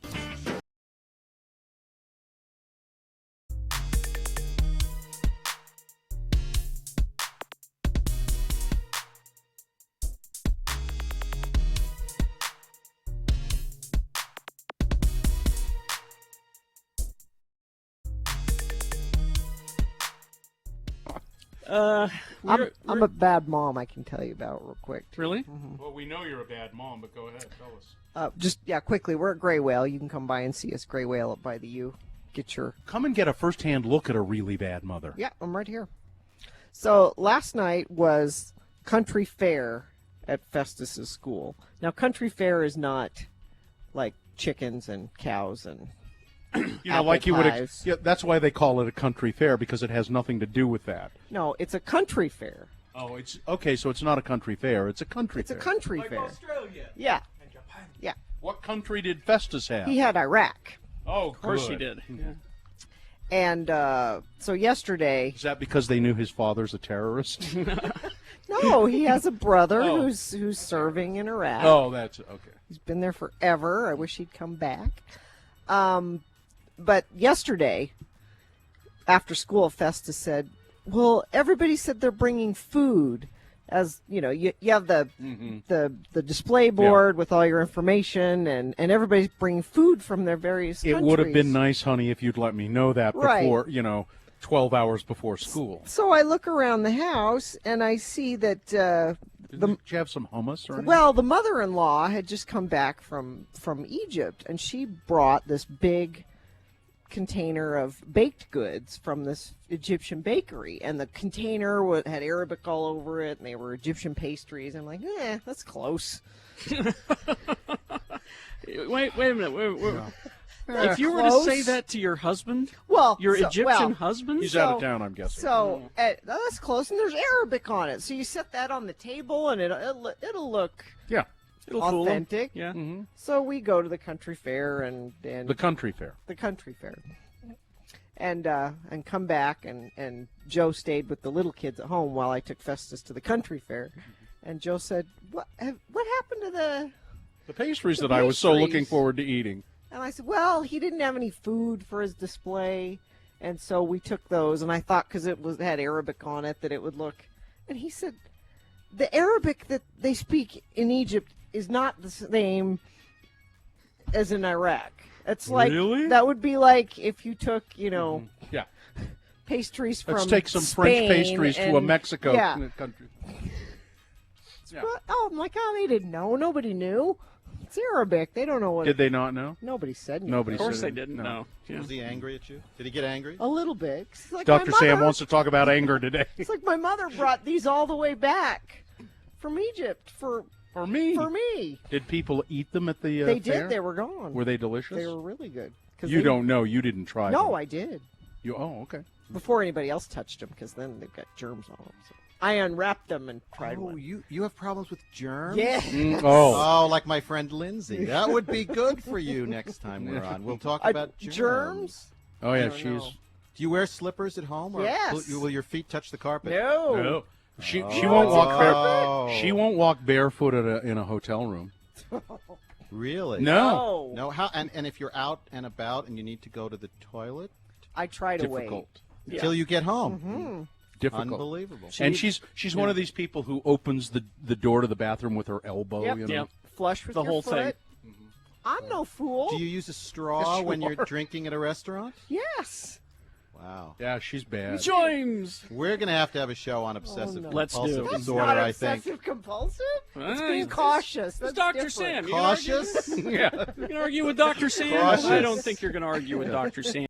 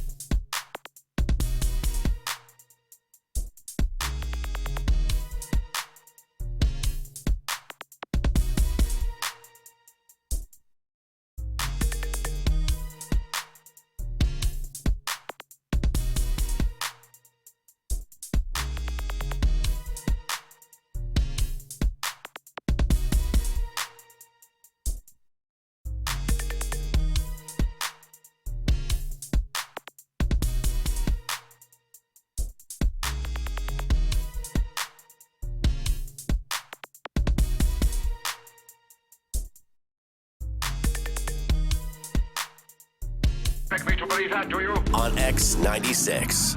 All right, 7:20 right now. And time for round one of the Boehner voting. 3 news stories that are examples of bad, stupid, or funny human behavior, and you will decide with your vote who is the worst. Who of these 3 candidates is the most deserving to go forward to Boehner Dome for Boehner Fight and possibly become Boehner of the Day? 2 candidates now, then a 3rd candidate after the big boy news. Once you've heard all 3, you will vote. One of you lucky Boehner voters will receive a Can't Buy It, Gotta Win It Radio from Hell Boehner t-shirt, courtesy of Excel Automotive Repair, Radio from Hell's official auto mechanics. Don't buy a lemon. Try Excel Automotive's $50 bumper-to-bumper used car checkover before you buy. Limit 2 cars per $50. Richie is in here now, filling in for Gina because she took her colorful shirt and white pants. I guess they're kind of cream-colored. And went to first day of school with her kids, but she'll be back. Here's Boehner candidate number 1. So, gay people want to own slaves. I'm curious about this story. A conservative pundit on Fox News named Star Parker said this: the same people that are demanding that the Confederate flag come down are the same people that are insisting that the rainbow flag goes up. These 2 flags represent exactly the same thing. Star Parker, founder and president of the Center for Urban Renewal and Education, speaking during a segment on the August 15th edition of Fox and Friends about the recent violence following the white supremacist rally in Charlottesville. In the interview, which was recorded by Media Matters for America, Parker defended President Trump's statement denouncing the violence, saying the president was being unfairly criticized for his statements by the political left. Trump had previously received criticism for condemning the hatred and bigotry and violence on many sides.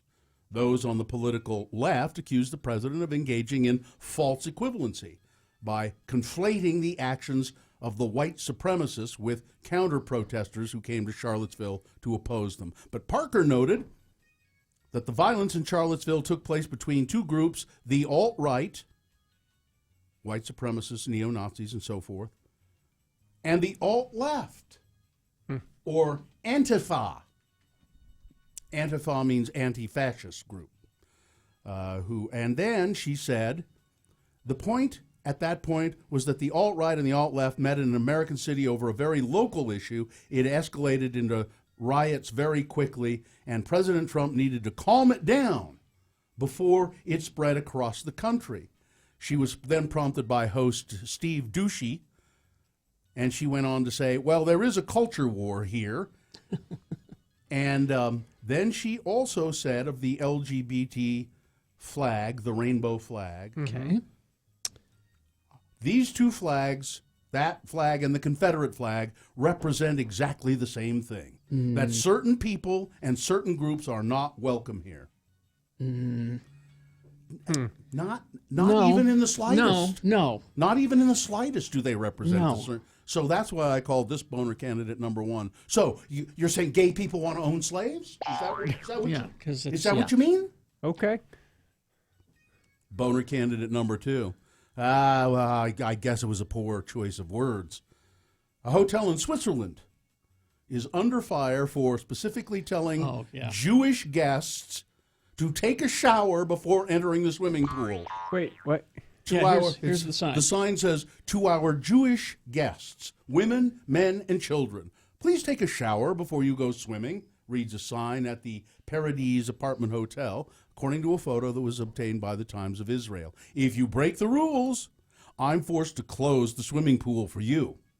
A second note said Jewish guests should only use the facility's refrigerator during 2 one-hour windows, according to the Times of Israel. I hope you understand our team does not like being disturbed by you all the time, the sign read. An online petition against the hotel, which is located in an alpine village, the alpine village of Arosa, Switzerland, started after a photo of the pool sign was posted online. Israel's Deputy Foreign Minister Sipi Hotovely, I think is how you say his name, Hotovely, said in a statement that it was an anti-Semitic act of the worst and ugliest kind. Well, the manager of the hotel, Ruth Tolman, has apologized for the note, saying, well, it was a poor choice of words. I made a mistake. I got a lot of complaints about it, and I just didn't understand exactly what I was saying. It was a translation error, she said. It was kind of a poor choice. She didn't make. There is no explanation for Yeah, this. no, I'm trying to not be like too naive or innocent about it, but I mean, I guess maybe in a translation. So what the Swiss foreign minister has said, because it's a hotel in Switzerland, right? Sorry, it is this one lady at this one hotel, and we're sorry. We're sorry. Yeah, because it's what she meant it. Because as I hear it, I'm like, there's got to be something that isn't so blatantly anti-Semitic, and it just is. No, it is what it is. She Yeah. thinks the Jews are dirty, and they need to shower before they go into the. That's and now she's trying to say, oh, I was just a poor choice of words. What I meant was, I really wish Jews would be cleaner. I don't know. How do you, you back away from that? You just don't. Boehner candidate number 2. Yeah. Coming up in a moment, Boehner candidate number 3. You're going to have to go through the little girl. All right. Boehner candidate number 3 after this here Big Boy News and Opinioendo, brought to you by The Ruin in Sugar House. It's a modern bar that's open daily from 4 p.m. to 2 p.m., featuring weekly bingo, DJs, and live music. It's located on Wilmington Avenue. Ruin, work is the curse of the drinking class. I would like you all to see this picture. It's just a picture of Michael Jackson drinking vodka with 2 little people. Now, see, I saw that picture. Yeah. I don't think that's him. I think it is. I think it's an impersonator. You really? Yeah. Yeah, he looks It too says- brown. No, no. This What? is this is 1986.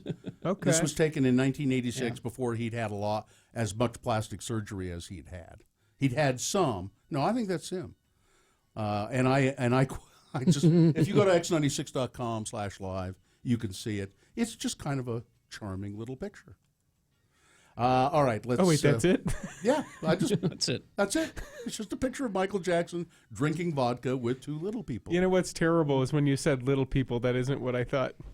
You thought children. Yeah, I thought children. Yeah, when you say Michael Jackson. Yeah.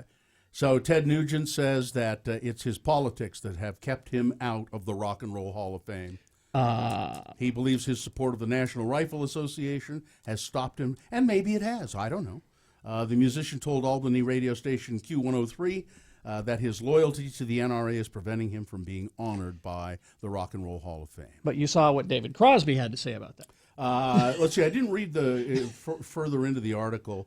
There's a picture of David Crosby. David Crosby was asked by a fan on Twitter what he thought of Ted Nugent's claim, and Crosby said, he's not a good enough musician to be in the Rock and Roll Hall. That's really all there is to it. He's just not good enough. Yeah, he says, no, the a-hole isn't good enough. And that's, I think, possibly very true. Yes. I mean, Ted Nugent has, he's just not that good. No. He never has been. No. Yeah. All right. So after Charlottesville and the fighting that happened there, Donald Trump thought it would be a really good idea to tweet something about how much he hates, or retweet something about how much he hates CNN. So 2 days after that woman was run over in the protests in Charlottesville, Donald Trump, I guess he didn't do this, he retweeted this. Somebody else had done it first. Yeah. Retweeted an image of a train, a Trump train.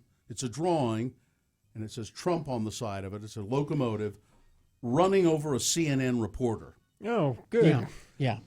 It was quickly deleted after people, of course, jumped on it and criticized it as inappropriate just a few days after a woman had been run over and killed in the riots in Charlottesville. Tone deaf on your timing there. Yeah, Trump was in the middle of his usual morning tweet storm when he sent the cartoon image posted by a supporter who added, "Nothing can stop the Trump train." And so it was tweeted by somebody who really wanted that to be seen. The president quickly deleted his retweet, but not before the original tweet had been retweeted hundreds of times and was captured on screenshots by journalists and activists. Well, the guy who tweeted it was a Pizzagate guy, one of those guys who that's where Trump. I don't know if he made it, but that's where Trump retweeted it from. Was his account? One of the Alex Jones. Yeah, one of those Alex Jones Infowars Pizzagate guys. people. Yeah. I happened to turn on Sean Hannity after I listened to Trump's news conference about infrastructure yesterday, and boy, Sean Hannity was just solidly behind the president. Of course, solidly. Of course. Chris Herod will not concede in the race to John Curtis because he's a nut. Even after the AP and others have called the race, Herod says he plans to sleep on it and wait for about 30,000 unaccounted for ballots to be tallied in Utah County. Live on 2 News at 10, Chris Herod said there are simply too many outstanding votes that have not been counted. He said he wants to make sure all those votes are counted, and if that happens, I'll be the first to congratulate John. We want to see what's going to happen over the next couple of days. We believe a lot of those late-breaking votes, just like a number of the polls that we had momentum on our side. Herod cites the most recent poll with 26% of the 3rd District voters undecided. Well, Herod, you won't be the first to congratulate the guy because everyone else already has. Yeah, and it's John Curtis said of the whole thing, and I think it's interesting to note that he said this is proof, too, that negative campaigning doesn't always work. Yeah, because he never did any negative, correct? I don't believe he did. Think so. And there was big PAC money both behind Herod and Ainge. And the PACs, now Herod and Ainge will say, we didn't run those ads. Right. But they were run on their behalf. Yeah. Particularly Chris Herod, negative ads, talking about, John Curtis was a Democrat. Approved tax hikes 14 times, which was not even true. Right. But they did ads that were not true, and they were very negative.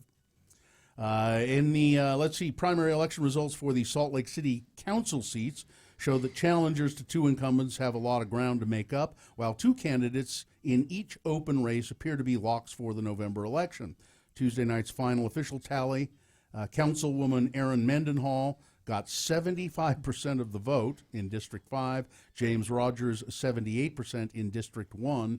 Their challengers were in the fall were far from decided, though.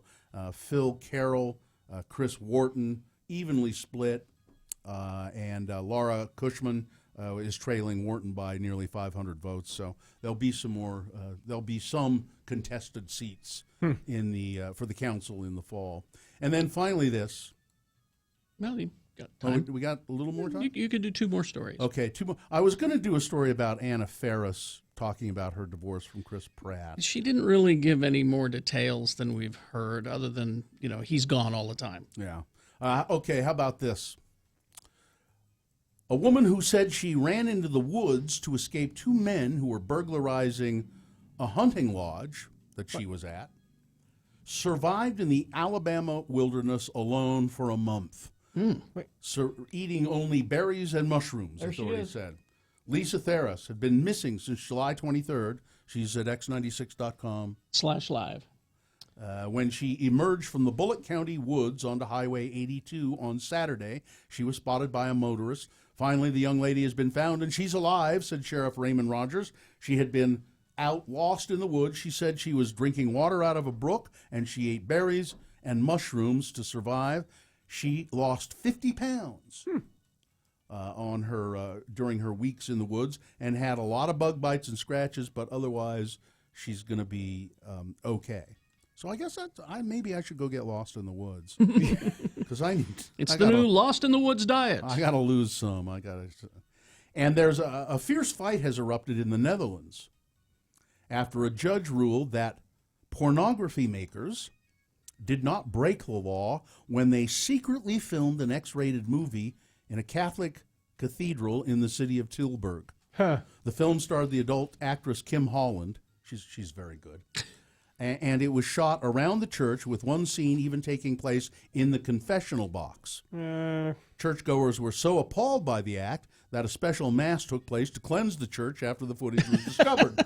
However, the public prosecutor in the nearby town of Breda declared that while the film was offensive, blasphemy is not outlawed in Holland, and that the parties involved had therefore not committed a crime. Yeah, but trespassing? No, the church is open. Yeah, they just have the doors open at these churches over open. there. Those, But those Saint- big Catholic churches. Yeah. I mean, St. Joseph's priest Fran Janderuden was appalled at the decision and suggested that it left the door open for people to perform lewd acts in public at their discretion. Just imagine, if it happens now in a church, a town hall, or a restaurant, clearly it can happen anywhere, he said.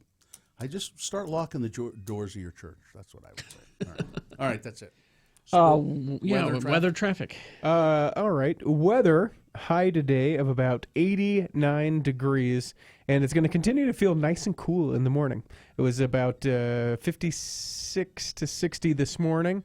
Tomorrow morning should be about 64 in the morning, and then getting a little warmer as we go into the weekend.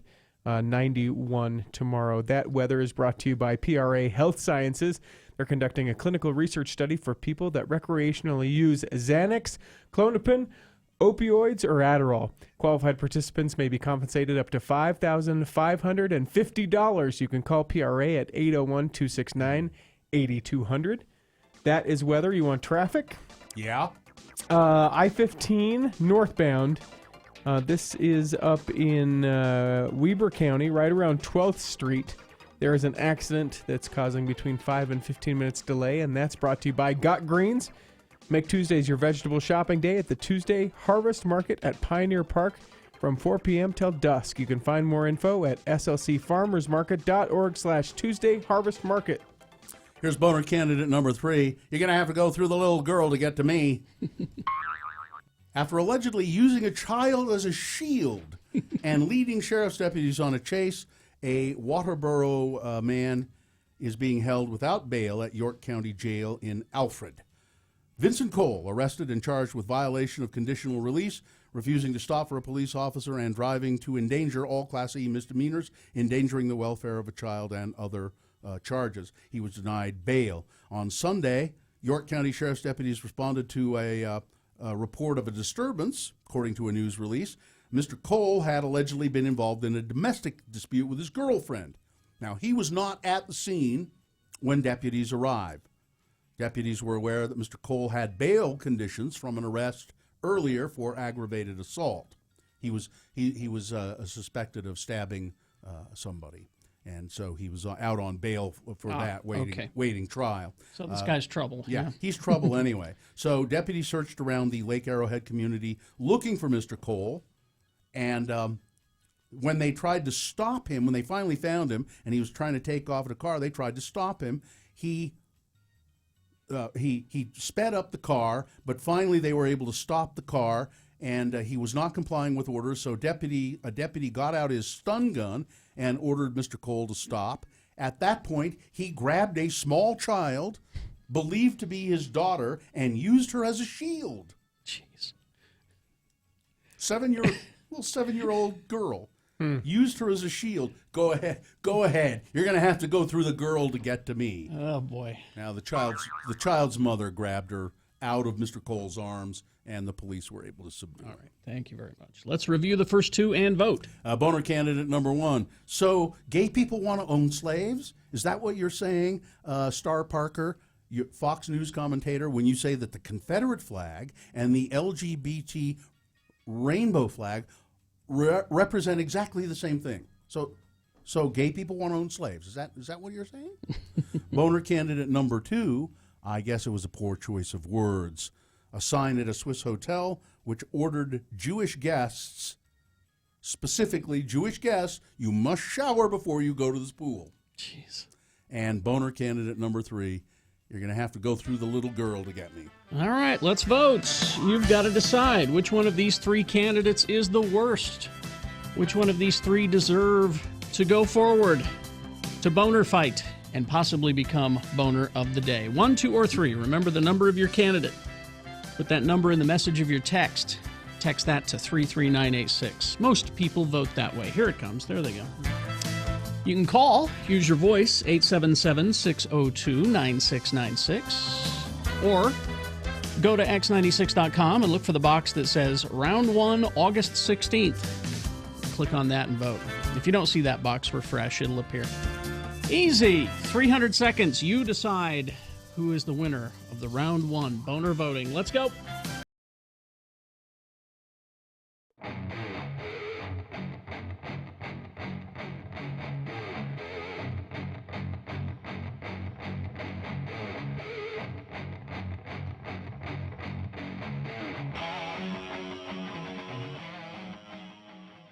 Okay, the shop sells. It's called How would you say that with all of those Celebrities. Celebrity. celebrities? Yeah, I drug you guys over here. You were just going to walk on by Celebrities Gallery, featuring artwork by John Lennon, Miles Davis, Ronnie Wood, Tony Bennett, David Bowie, Picasso, and others. Picasso's the best rock star of them all. By the way, it's featuring, what does it say? Artwork. It's featuring overpriced prints of artwork by. None of that's real? Well, it's real in the sense that it's, well, for instance, there are a bunch of John Lennon things in there, which Yoko Ono took the originals and had copies made of the originals and then put print numbers on them and selling them. Bitch. My point exactly.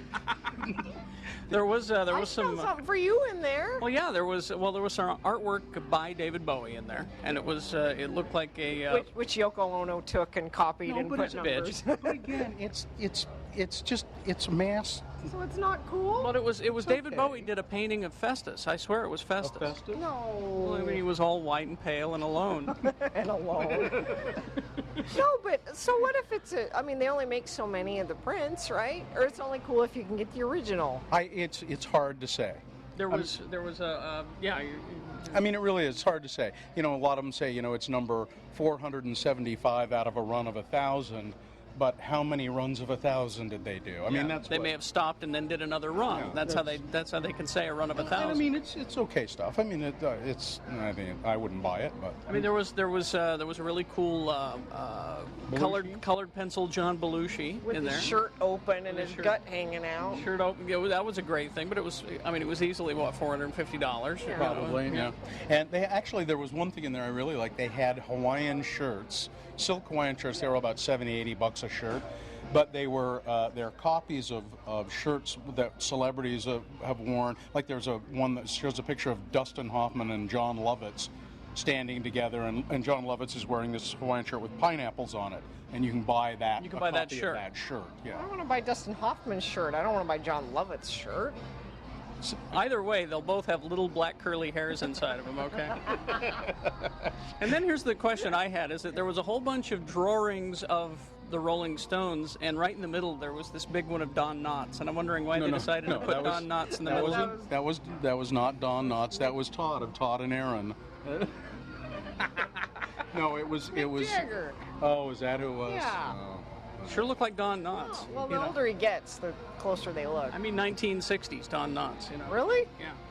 By the way, Uncle Todd, I always thought you looked like Mick Jagger, not Don Knotts. That was the joke he was making. Yeah. Let's make it perfectly clear. Honest.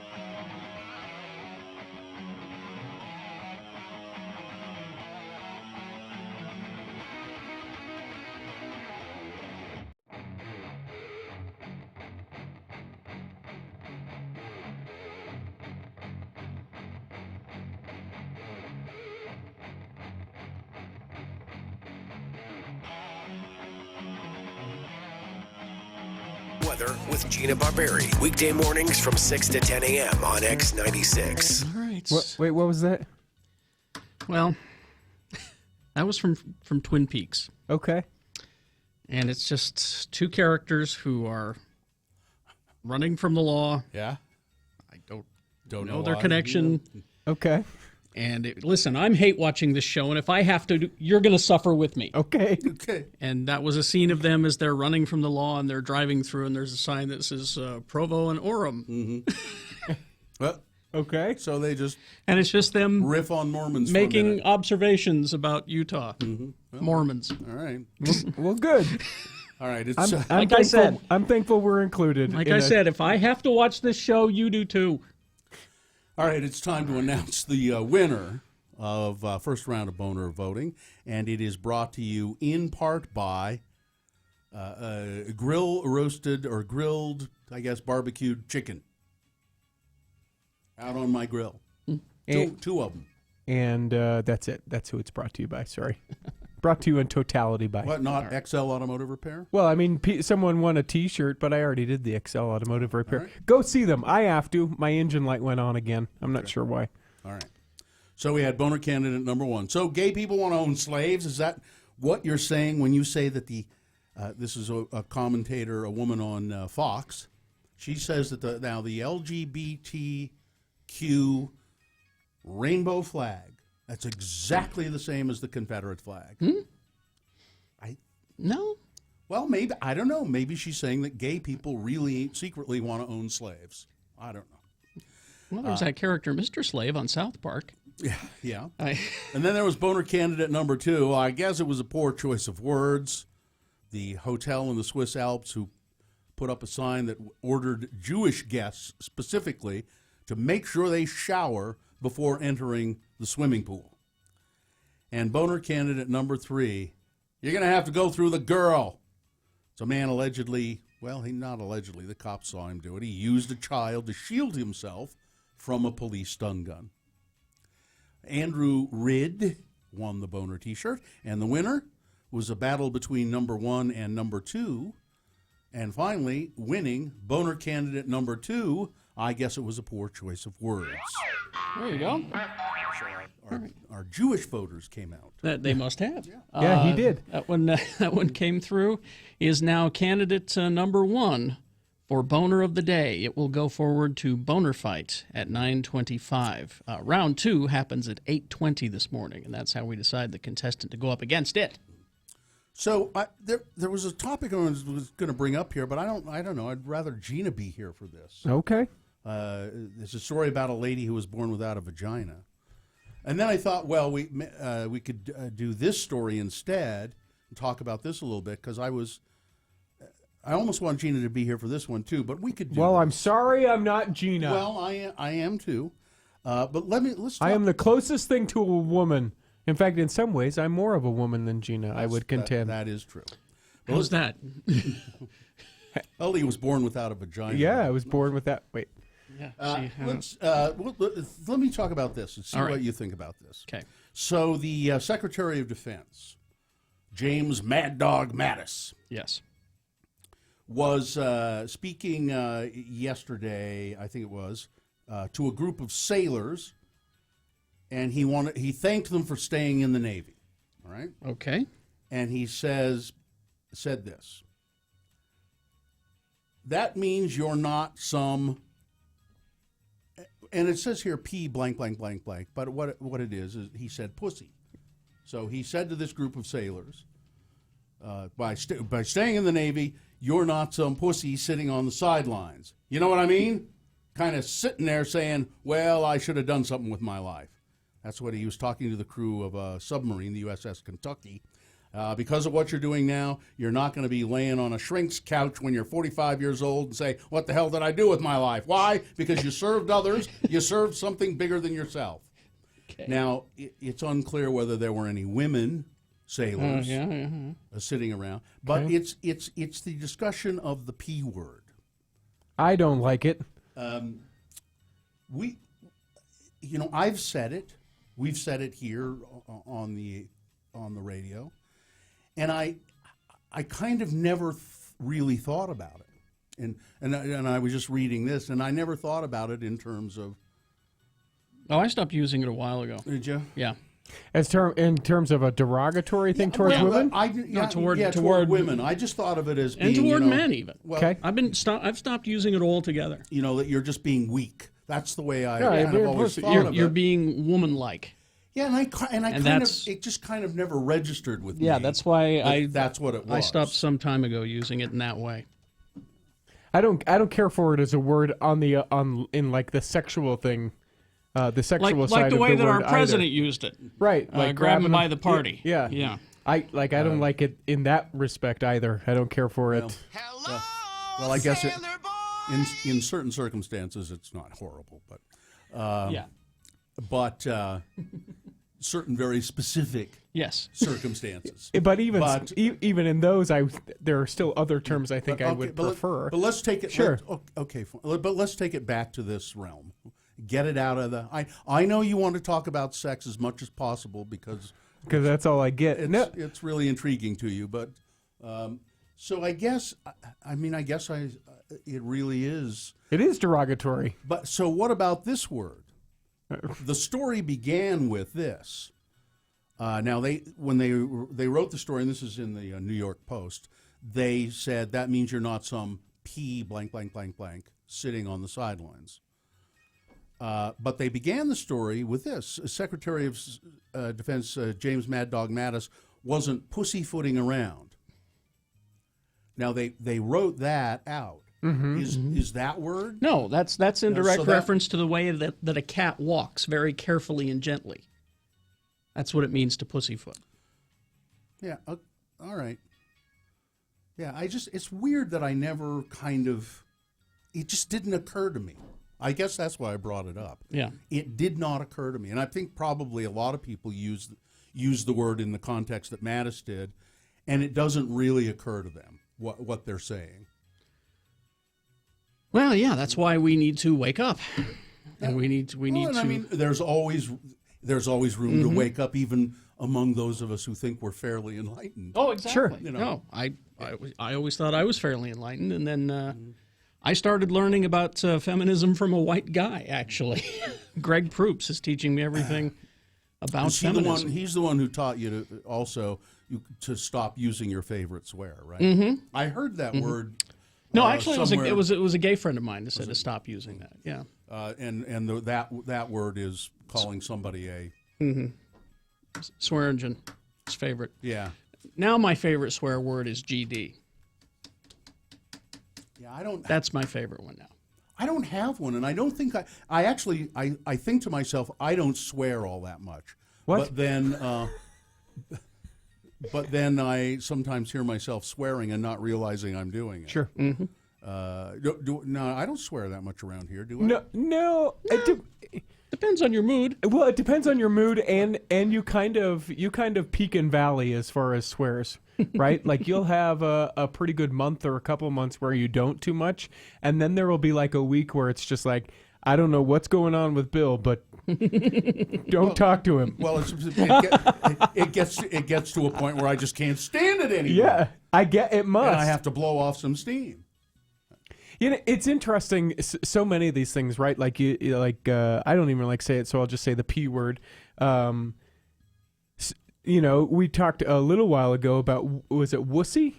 Yeah, and that being a same thing. That being a wuss can be sort of offensive, right? It's just your sanitized version of puss. But that there are so many things. It's the same intent. There are so many things that I think you just are used to either hearing from family that you just kind of incorporate in your life that you don't understand. This is racist or this is sexist. And until you take a look at it, in this instance, we're talking about pussy, but you take a look at it and go, yeah, that really is super offensive. I don't know. That's the whole point. I didn't ever stop to really think about it. Yeah. And you certainly can't call. So should he have said, "Oh, maybe I misread that. Maybe what he said was that means you're not some pansy." Yeah. Well, now that's sitting on the sidelines. Now, how about that's a gay slur. Yeah. So again, you can't do that. That would still be It would still be. Well, we can't say anything anymore without you guys being offended about some group. What do you want me to do? Do a press conference and not say anything so I don't offend anyone? In a press conference, yes. Thank you, Donald. Speaking publicly, yes. That was Richard Donald Stedman. There you go. Give us some traffic there, Donald. Traffic is brought to us by at Strong Volkswagen in Salt Lake City. You get 100% lifetime powertrain coverage. Your factory powertrain warranty becomes a lifetime warranty only at strongvw.com, or you can call them 800 new cars. And traffic is just that accident up around 12th Street in Ogden, northbound I-15, causing between 5 and 15-minute delays. That's traffic. Thank you very much. Let's see, KXRK Provo, yes? Is Dr. Allen? She is. She is here? Yep. She's here? All right. So we're going to talk to Kathy Allen, the Democratic candidate for Congress. Running for Jason Chaffetz's seat. Right. So stand by. KXRK Provo. X96 and Larry H. Miller Chrysler Jeep Dodge Ram and Sandy want to send you to Las Vegas to see Muse, Gorillaz, Blink 182, Lord, Cage the Elephant, and, well, 3 days of live music. Want to win this trip? All you have to do is sign up right now on X96.com.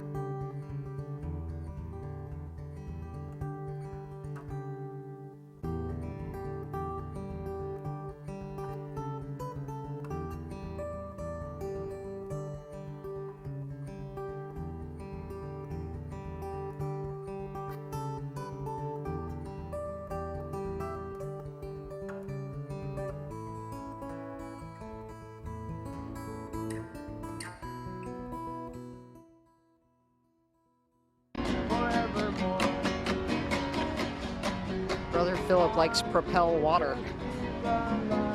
It's Jesus' preferred water. On the right hand of God. America, on the right hand of God. Excuse us.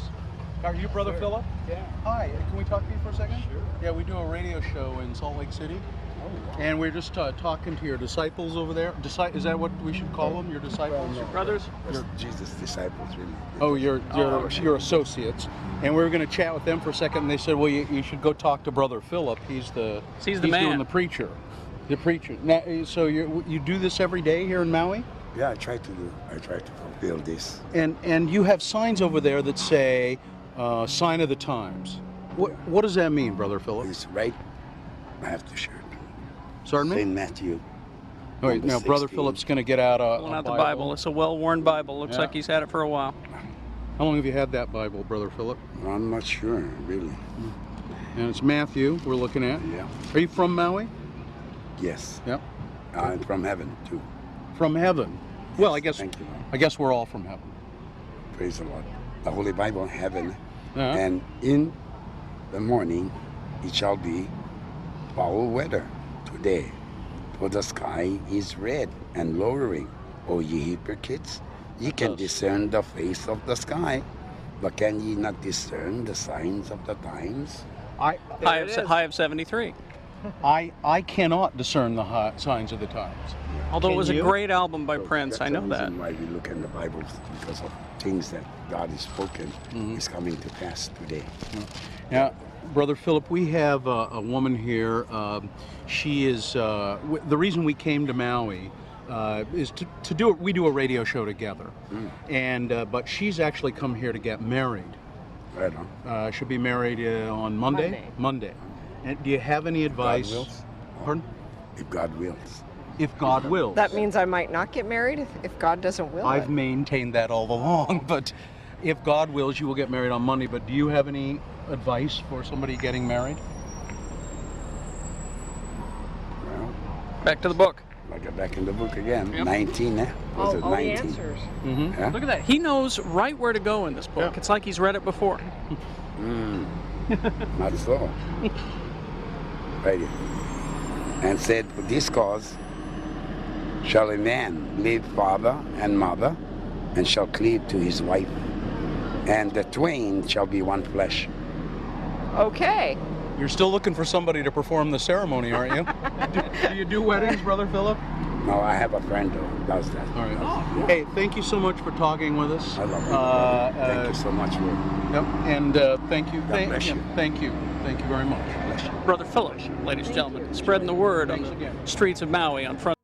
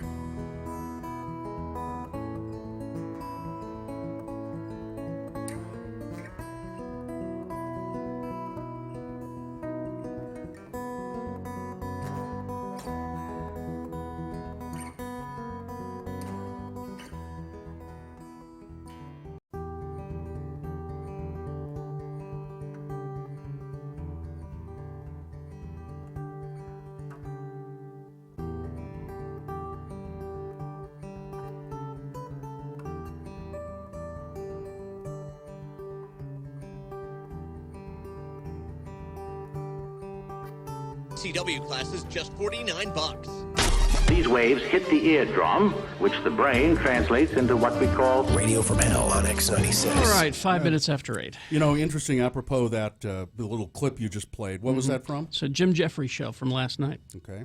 And he's talking to who there? He was talking to a Southern Pride person and then someone who opposes them. Just apropos that, coming up when we do the next round of boners, yes. The very first boner candidate is It's All Lincoln's Fault. Ah, okay. That'll be good. coming up. All right. I'm glad to blame someone. It's all Lincoln's fault. But now we turn our attention to Dr. Kathy Allen. Good morning. Good morning. How are you? Great. Dr. Allen is has taken up the challenge, taken up the mantle, and is running for Congress in the third district, and she's would like to be the Democrat to replace a long-held Republican seat. I know nothing about you. You got my vote. Thank you. We're done here. I feel so comfortable in hell. Dr. Allen has been you've been a practicing physician for how many years were you? 30. 30. And have you retired from your medical practice? No, I practice 2 days a week, and this week it's 3 because we're shorthanded. I practice at the UTA clinic, which is a great place to practice. It's a private clinic for UTA, the transit workers, and their families. Mm-hmm. Now, Dr. Allen, why did you decide to run for Congress in the first place? I think that the first impulse was one of my ethics were offended by Jason Chaffetz refusing to investigate the conflicts of interest of Donald Trump and the Russia ties. Mm-hmm. Mm-hmm. And he was so diligent in his pursuit of Hillary Clinton and almost rabid with that cause that I couldn't understand why he just ignored what I think is a much more potentially dangerous threat to our democracy. Have you been politically active, quite politically active most of your life? In a way, yes. Even back to medical school, I led the California delegates to the American Medical Association conventions. And then I was involved for many years in the Utah Medical Association and held most of those offices. But I also worked for Congress right after college. I was a congressional aide, and that also factored into my decision to run against Chaffetz because I observed him at the town hall and how he deflected every question that was asked him. Mm-hmm. And I began to remember my experience with my congresswoman that I worked for, and she was very responsive to her constituents. And I thought, she was a great public servant, and he isn't. And maybe I can do better. Now, people can find out a lot about you by going to your website, and it's Dr. Kathy, Kathie. Yep. Doctor, and do you spell doctor all out? It's just DRKATHIE for Congress.com. Yeah, there are a lot of things there. Let's just talk a little bit about some of the things that are on your website. Healthcare and substance abuse is one topic I know you're passionate about. Talk about what you think should happen with healthcare in this country. Well, from being in the trenches as long as I have been, I've just observed several effects. One of them is that it's easier to prevent diseases than it is to treat them. And it's easier to avert them if they're in their early stages than it is to try to cure something that's been long-standing. So I feel like our healthcare system is geared just the opposite of that. When you have people that have no insurance, they don't seek care early enough to get cured or get their diseases under control. So there's both a loss of life there and a loss of quality of life. And one reason they don't seek care is they don't have insurance. And I know that I have a kind of a lousy insurance plan, so I don't go either. Yeah. Because I know I have a $1,400 deductible. Well, physician, heal thyself. I'm waiting for Medicare. 8 more months. If we could fix the healthcare system, would it be the elimination of private insurance? I don't think we would eliminate private insurance. If you look at most developed countries, they have a public and private option side by side. I think we want to look at is some healthcare plan that does cover everyone, a universal plan, probably taxpayer funded, that would run side by side with the private markets. So people, if they want to boost up their insurance or just buy private insurance altogether, they could still do that. If they want a Cadillac plan, yes, they could do that. But we're losing a lot of money in our healthcare system by waste. Now, big topic, of course, is opioid addiction right now. People talking about that a lot, and you address that as well. Yes, I'm going to actually talk about my personal experience with that tomorrow night in Provo. I am actually the daughter of an impaired physician. My dad was a family doc also, and he was one of those guys that wanted to do everything for everybody. Mm-hmm. He wanted to deliver babies, he wanted to be assisting in surgeries, and what he did early in his career was he popped sleeping pills to get to sleep, and he popped stimulants to stay awake to deliver babies. And he got addicted to them, and that was kind of our family life for the next 20 years. Mhm. And so I'll be talking a little bit about how that affected me, and also about new treatments and new understandings of the condition. Now, you're doing a town hall in Provo tomorrow. Where is that going to be and what time? It's 7 p.m. in the Provo Library. And is Dr. Jarvis going to be with you as well? Dr. Jarvis is going to also speak again. He talked at the last one.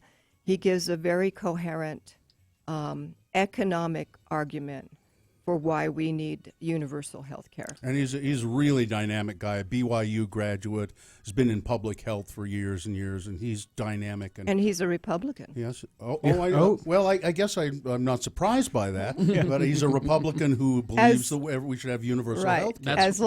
Unless he has changed his party affiliation lately, he's been a longstanding Republican, and he has advocated for a single-payer system as long as I can remember. I would just say to him that, yesterday maybe he wanted to take a close look at that changing party affiliation. I actually have a question. So Okay. now you know Gotta you're going to end be on running against John Curtis, presumably. I mean, Chris Herrod hasn't given it up yet. Whatever. So why should people vote for you over John Curtis? Well, I heard John Curtis on the radio being asked about health care right after, about a week or so after the Senate proposed its latest disastrous legislation. Mm-hmm. And he said that he didn't know that much about it on KUER, and that it was too early to make a determination about it. And by that point, I had looked at it thoroughly and had realized that it was just another attempt to give rich people a tax break and disenfranchise people from health care. And sure enough, the Congressional Budget Office did put out statistics saying exactly that.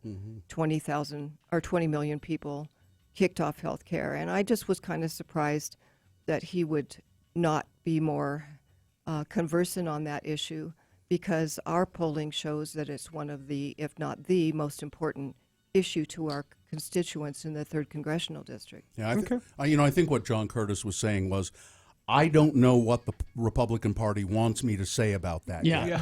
So if I get elected, then I'll really, I'll do what I'll say what they want me to say about it. And that's my issue with him. I congratulate him, and especially for running a positive campaign, which I want to run as well. He's a very nice guy. We've met him before and had him in here. Yeah, I have not met him. I'm sure I will soon. Yep. But from everything I've heard, he's a wonderful human being. But I just worry that he's going to be just like all the other Republicans, beholden to their party. Exactly. And they don't stand up for what I think is right for the American people. All right. Okay. Well, thank you, Doc. Thank you, Dr. Kathy Allen, running for Congress, 3rd District. She's a Democrat. You can find out a lot more about her. You can go to the town hall tonight in Provo at 7 o'clock.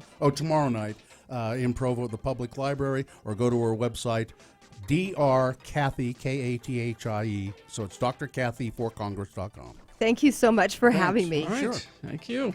You're asking for traffic? None. Yes. None? Well, that was easy. All right. Well, then we got Boehner candidates coming up for round 2. Number 1, it's all Lincoln's fault. Number 2, so are the missiles on their way or what? And Boehner candidate number 3, what we do at home is our own business. All right. Round 2 of Boehner voting and big boy news coming up after these. First, we got to tell you about Diamonds Direct. Listen, Diamonds Direct is pretty interesting. If you go in there, it looks like a fancy, high-end, marked-up diamond store. I was a little intimidated when I walked in there at first, but then you start talking to the people that work there, and they're just excited about what they do. And they will sell you diamonds without a middleman. You don't have to compromise. You get the price you want, the value you want, and then you get really great service in a really beautiful showroom. Diamonds Direct, you'll find rock bottom, no middleman, straight from the source, prices on fine diamonds, all certified by the GIA, which is the world's most reputable gem lab. All sizes, shapes, the biggest diamond selection in Utah. I'd never seen that many loose diamonds in one place. It was like a Bond movie. I was going to ask him if I could take a bath in diamonds sometime. Just like or Scrooge McDuck and his money. It was really cool. It's really a great place. Diamonds Direct, revolutionary concept in American retail, now open at 6400 South, right across from the Fashion Place Mall. On Monday, August 21st, Radio from Hell will celebrate the Great American Solar Eclipse.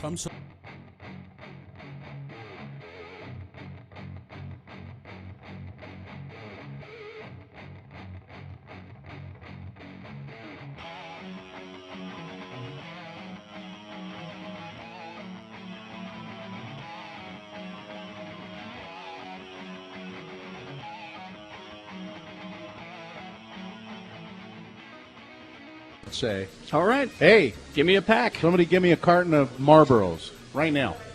As much of a food lover as you are, I'm curious what heavy smoking does to the taste of food, because I would think everything would taste like cigarettes. They say that when you quit smoking, your palate wakes up, and I've never really noticed any difference at all. You don't have that taste in your mouth all the time? And there's a lot of people who find it really satisfying, after a meal, you light up. Yeah, now, that's the one thing, after having a nice meal, to have a cigarette after a nice meal. A little scotch, That's the best, Gina, I probably already know the answer to this question, but have you ever smoked a cigarette? Shh.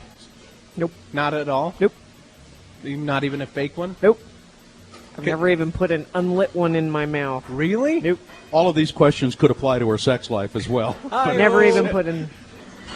Fake one, the real one, never addicted. No. Because in high school... After a good meal, no. In high school, I smoked a ginseng cigarette, a whole pack of ginseng cigarettes, actually. What?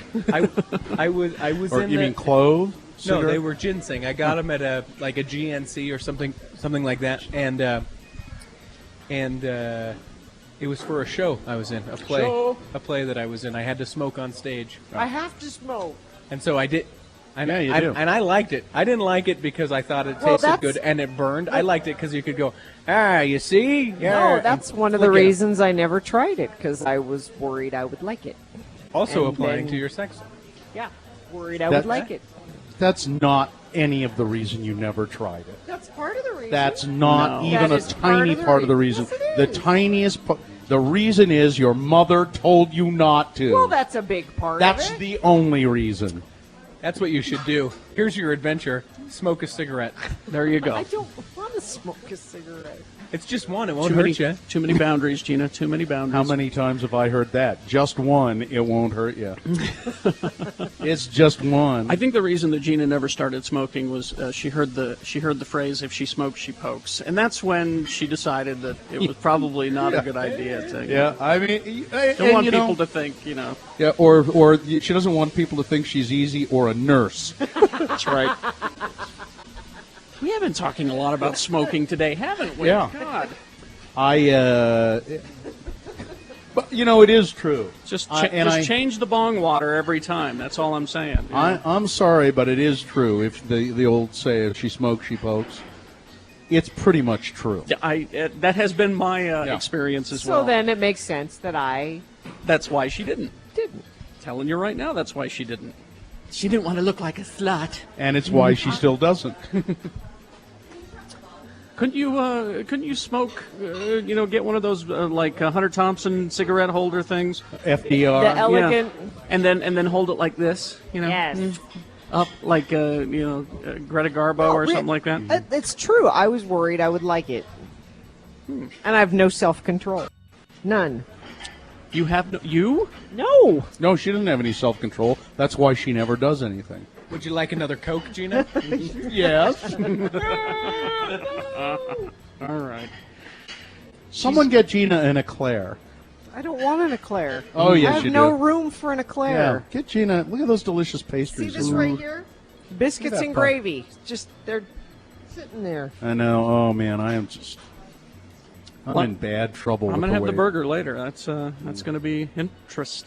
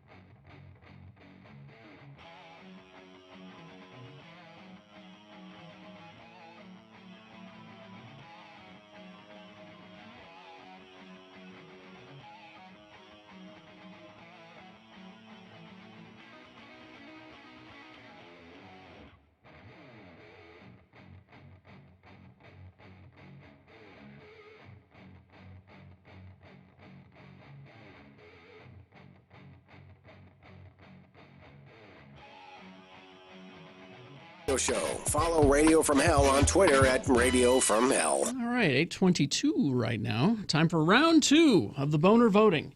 3 news stories that are examples of bad, stupid, or funny human behavior. You will decide with your vote which of these 3 candidates is the worst, the most deserving to move forward, to Boehner fight, and possibly become Boehner of the Day. We do that at 9:25.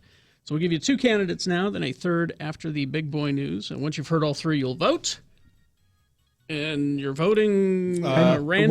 One of you lucky voters will get tickets to the Lost 80s Live. It's featuring Tony Hadley, Cutting Crew, Wang Chung, Naked Eyes, Berlin, The Flirts, and Tommy Two-Tone. That's September 7th at the Gallivan Center in Salt Lake. And then there's that one guy with that one band. Yeah, from the Spindale Ballet. Tickets are available now at smithtix.com. If you are the lucky voter, you will win 2 tickets. Here's Boehner candidate number 1. Well, it's all Lincoln's fault. The Lincoln Memorial in Washington. I've been. It's gorgeous. Bigger than I thought. Struck by vandals who left an expletive scrawled in red paint on it Tuesday morning, according to the National Park Service. Yep, there it is. If you go to x96.com/live, you can see it. One of the memorial's columns was spray painted with red words that appeared to say, F law. The graffiti was discovered around 4:30 in the morning. I thought it said, Park Service said. I thought it said F Islam. No, it says law, apparently. I read a different article. Oh, this one says law. It's kind of hard to tell. I can see what you're saying, Kerry, but I can see where it might say law too. They said mild gel-type architectural paint stripper that's safe for use on historic stone is being used to try to remove it, but the process is lengthy, and they're going to have to close it for quite some time to get this paint off. Additional graffiti in silver spray paint was reportedly found over a map of the Smithsonian museums on nearby Constitution Avenue. That vandalism also being cleaned up. This is the second time this year that the Lincoln Memorial has been defaced.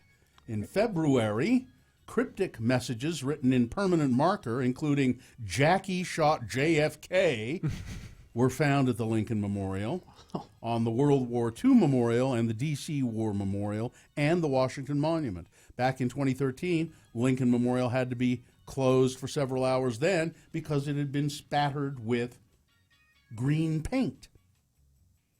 The memorial, dedicated in 1922 to President Lincoln, is one of the most popular sites on the National Mall. It has long served as a symbol of equality and national conscience and reunification after the Civil War. So, of course, you want to write F law or F if you're going to or put whatever it somewhere on it. Yeah. Boehner candidate number 1. It's all Lincoln's fault. It's interesting, though. In the time that I was there was lots of security when I was there. Now, granted, it was during the day, but it's hard for me to imagine, because I think it's technically a national park, right? that there isn't more run secure. by the National Park Service. Well, I mean, they do have security there at night. It just if he's just away for a second, that's all it's going to take for somebody to rush up there, and you can see how quickly it was. They said it was probably done at 4:30 in the morning. Yeah. They somehow have been able to pinpoint that time. Here's Boehner candidate number 2. So are the missiles on their way or not? They're pretty nervous over there in Guam. Not if you ask the governor. He's never had more faith in the president of the United States. Have you heard that guy talk? The governor of Guam? The governor of Guam. Anyway, Kim Jong-un said that now he's backed off. He's backed off a little bit, the head of North Korea. But horrified residents of Guam were awakened early yesterday morning to emergency alerts of an imminent threat sent out by the island's 2 radio stations. Oh, no. A music station and a Christian network station, blaring emergency civil danger warnings at 12:25 in the morning, alerting listeners to an unspecified danger. Wow. The warning, issued in the event of an imminent military strike or terrorist attack, lasted for 15 minutes. Okay. Guam's 162,000 residents have, of course, been on edge following recent threats by North Korea to fire 4 missiles into the waters of the U.S. territory, a plan that Kim Jong-un has backed away from for now, in a statement reiterating that the tiny territory's threat level had not changed. Guam's Homeland Security blamed the scary emergency snafu on human error. That unauthorized test was not connected to any emergency threat or warning, they said. Residents and visitors were urged to remain calm. How the emergency warning was triggered, they're not quite sure yet, but they said it was just an accident. An accident, but can you imagine? 12:25 in the morning and sirens are going off. And you're just convinced, here they come. Yeah. And I'm convinced that it was just some stupid DJ who made a mistake. Leaned up against it at the wrong time. Boehner candidate number 2. So are the missiles on their way or not?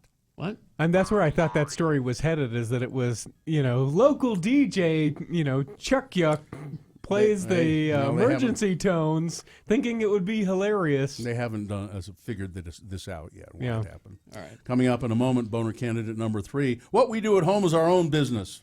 All right, Boehner candidate number 3. After this here, big boy news and opinnuendo, brought to you by. Get unlimited 1.5% cash back plus a $100 bonus with the Power Cashback credit card from Security Service Federal Credit Union.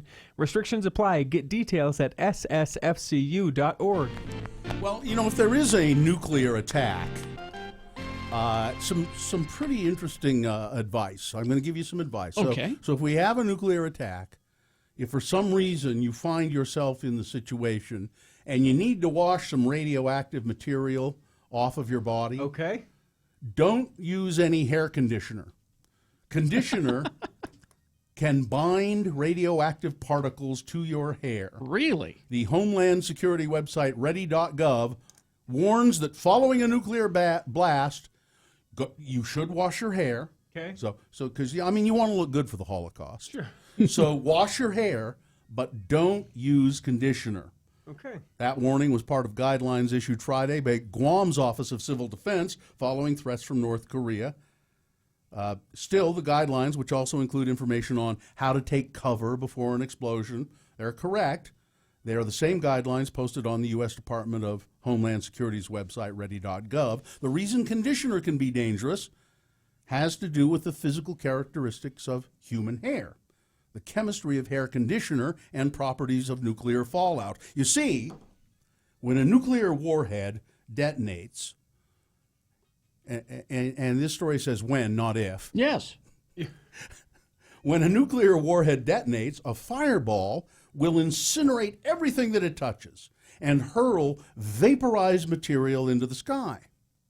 Buildings, rock, living things all turn to dust. Mm-hmm. And they get mixed up with the radioactive byproducts of uranium or plutonium atom splitting. Now, that dust is called nuclear fallout. And when this happens, you notice we're saying when. Yeah, not if. It will leak a steady stream of dangerous radiation. Now, if you're unlucky enough to be caught outside during or after an explosion, the fallout will settle on your clothing or skin. the conditioner opens up the hair follicles to make your hair softer. So it opens them up. And that you're going to get the radioactive, and it'll be absorbed by your body. Even though we're surrounded by radiation, we should. Yeah. There was a turtle by the name of Bert, and the turtle was very alert. When danger threatened him, he never got hurt. He knew just what to do. He ducked and covered, ducked and covered. Yep. He did what we all must. Oh, I made a little mistake there. The conditioner stays on your hair a little bit. Shampoo washes out, but conditioner stays in your hair a little bit. And so the radioactive dust, if you haven't ducked and covered well enough, will stick to your hair. Same thing. That's what this film is all about. Duck and cover. First, you'll have to know what happens when an atomic bomb explodes. You will know when it comes. We hope it never comes, but we must get ready. Is this a cartoon? It looks something like this. Yeah. This is a 1951 educational film. Yeah, Sun, brighter than it's anything real. you've I mean, ever the- seen. This is real. The Department of If you were Defense not put it ready, out. did not know what to do, it could hurt you in different ways. It could knock you down hard or throw you against a tree or a wall. It is such a big explosion, it can smash in buildings and knock signboards over and break windows all over town. You see, we were deathly afraid that the Soviet Union was going to rain nuclear fire on us. Just go on YouTube and search Duck and Cover. There's different versions of it. Or that song will be in my head. My favorite compilation of all of those. I love this. It's called The Atomic Cafe. The Atomic Cafe. And it's a documentary. It's all just compilations of clips from educational films about nuclear war. I think it's probably the entire documentary is available, I think, online Yeah, now. yeah, you can get it on. It's either on YouTube or online. Yeah, it's out there for free, but it's just fascinating.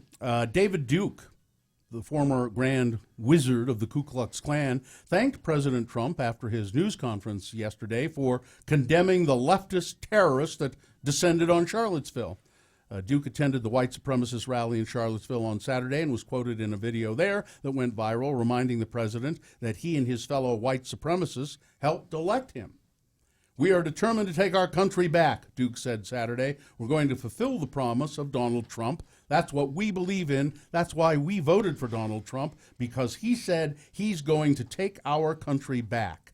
After the president's news conference yesterday, Duke tweeted, "Thank you, President Trump, for your honesty and courage to tell the truth about Charlottesville and condemn the leftist terrorists in BLM Antifa." Yep. "I would recommend you take a good look in the mirror and remember it was white Americans who put you in the presidency, not those radical leftists," Duke tweeted. That's not reading between any lines there. Right. That's pretty clear. Yeah. So if you're still defending, you're in bed with them, all right?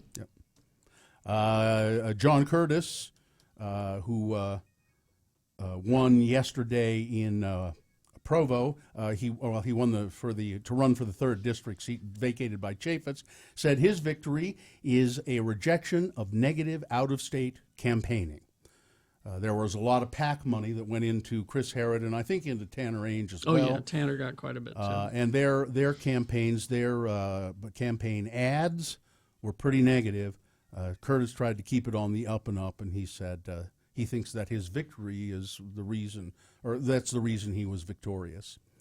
Operation Rio Grande down here, where there are a lot of homeless people and a lot of crime. Where are we at now? 87 arrests on the first day of Operation Rio Grande. The policing effort of the 3-phase initiative named Operation Rio Grande began Monday. They made 87 arrests in less than a 24-hour period.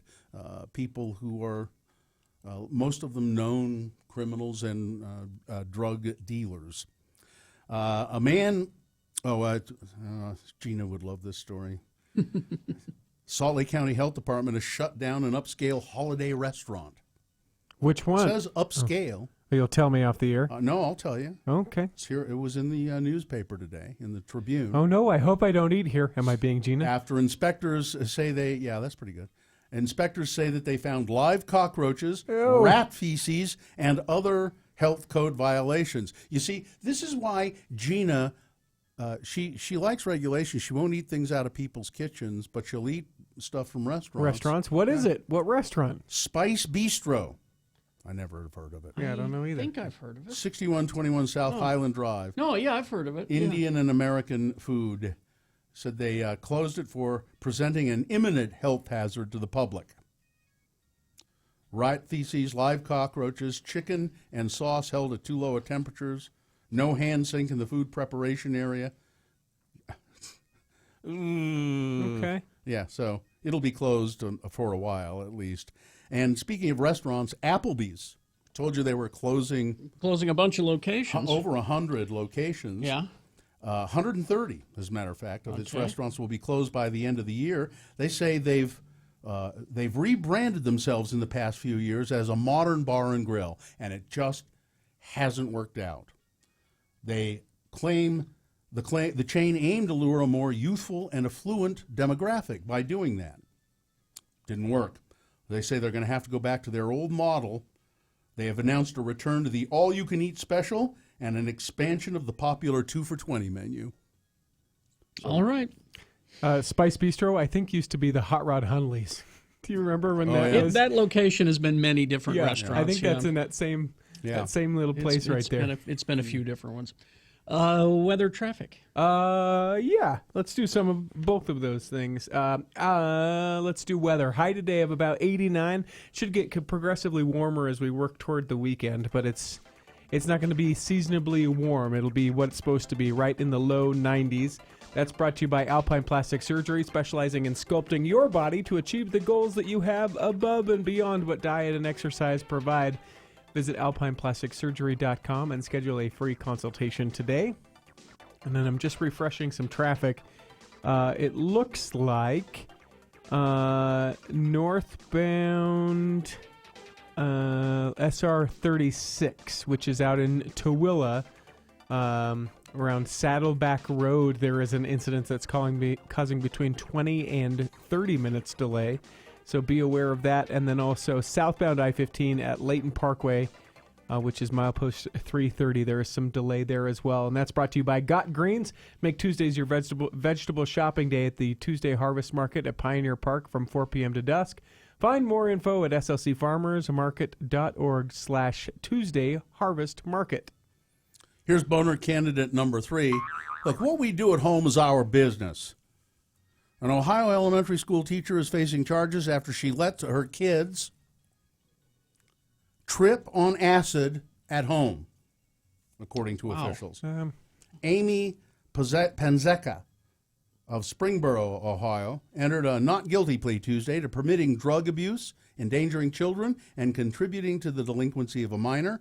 Panzeka, who is a 5th grade teacher at 5 Points Elementary School, knew that her son was selling LSD, but did nothing to interfere with his drug dealing, authorities said. And she also was aware of and condoned him using acid at home. Well, I'm the cool mom. A 5th grader? Is that what you said? No, she's a 5th grade teacher. 5th grade teacher. The teacher Okay. has been with Springboro School District for 20 years. She was placed on administrative leave and replaced by a long-term substitute. Authorities arrested her and booked her on Monday, and then she was released on her own recognizance. But yeah, she just let her kids do acid at home.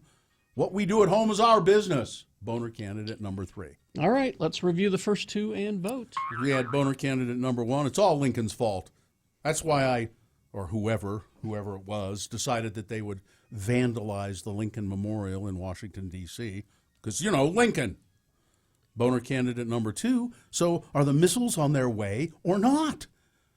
Nervous Guamanians, that is, people who live on Guam, shaken by accidental emergency alerts from local radio stations. And Boehner candidate number 3, what we do at home is our business. All right, let's do it. This is round 2. You've got to decide which one of these 3 candidates is the worst.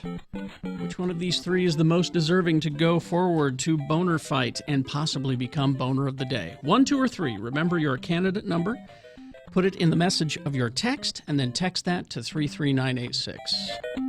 You can call, use your voice, 877-602-9696, or go to x96.com, look for the box that says Round 2, August 16th, and vote there. If you don't see the box, refresh. It'll appear. 300 seconds, Round 2. Let's go. John Smith has a big wingding, and he...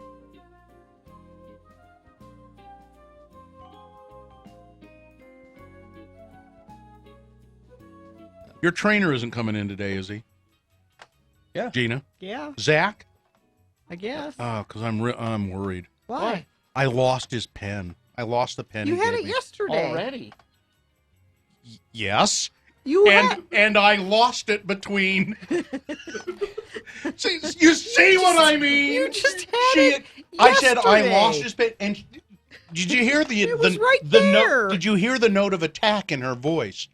Well, you had it yesterday. I saw you with it. We talked about your pen yesterday. And I lost it after that. So it was in here, and then where did you go? Let's retrace your steps, Bill. Let's not. What'd you do right after the show yesterday? I know the last time I saw my pen. Where was it? At the when I was at the grocery store. Oh. I thought what? I thought it was a work pen. You take it from A here work to your pen? desk. What's a work pen? I don't Pen know. you leave at work. With your work papers. I'm just nervous. Carry your same pen around with you all day. You got a pen in your car. I carry you it got a right here, pen. and it's gone. Work pen? But I'm just. So you always have a pen at work. Gina, what would you You take it possibly home. do with a work pen? I don't know. Why do you don't need a pen at work? You don't need a Doodle pen while at I'm on work. the phone. It's a pen she's had since she was a child. It's never run out of ink.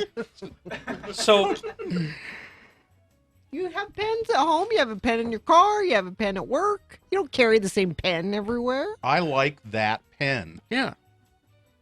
Not enough to keep track of Well, it. Now, what happens if you take your pen from work home? Does it become a home pen, or is it still designated work pen and you better get it back? No, because that's traveling twice. It might not What? make it back. That's a home pen now. It's You a gotta home get pen new at now. work. How you doing, home pen? How you doing, home pen?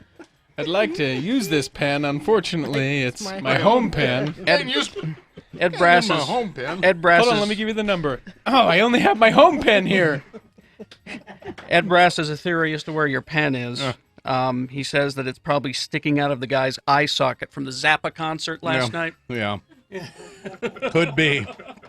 Well, I just don't want Zach to find out that I lost the pen he gave me. Well, he knows now. He's a pen lover like you are. Yeah. Pen lover? Yo, We have laws against that yo, kind of pen thing. lover. Watch it.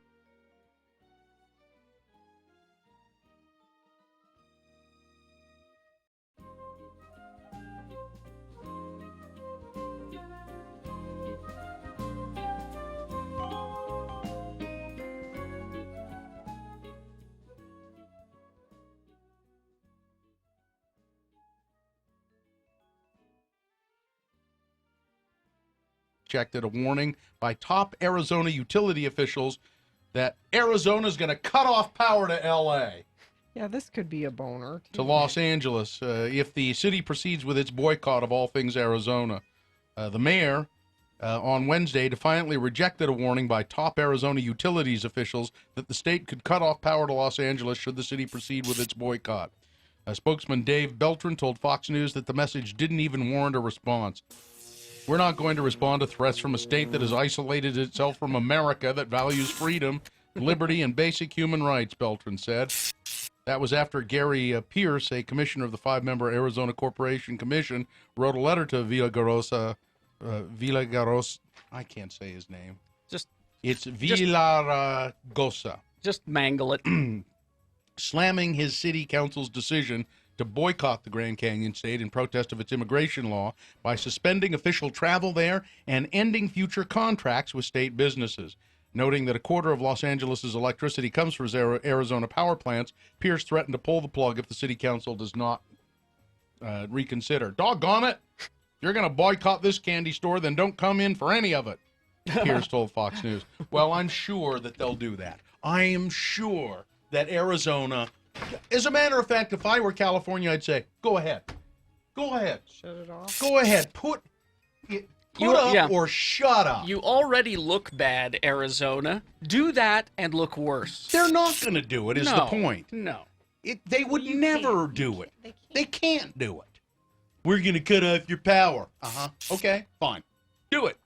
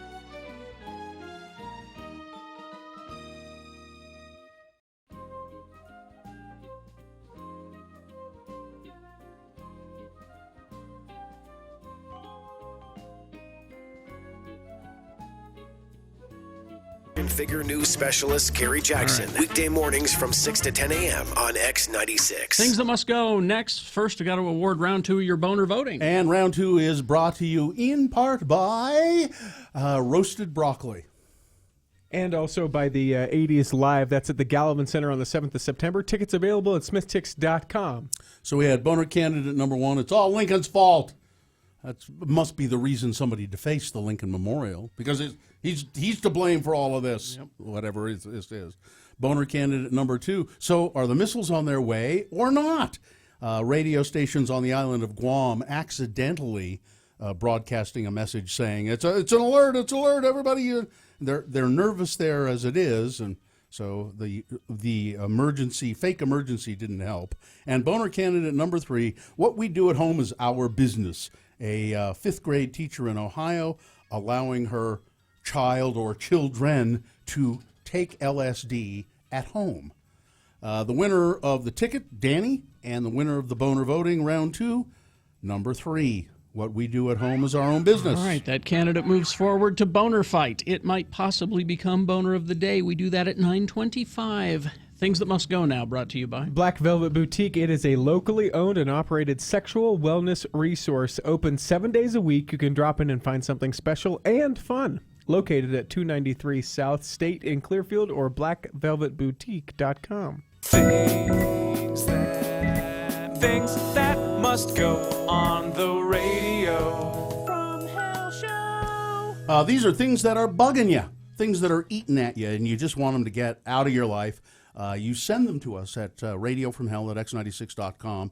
You put must go in the subject line, and we may read it on the radio. And if we do, it might help. You might find that it eases your mind, or even these things will disappear from your life. Gina, you want to go first? Sure. This is from Cupcake.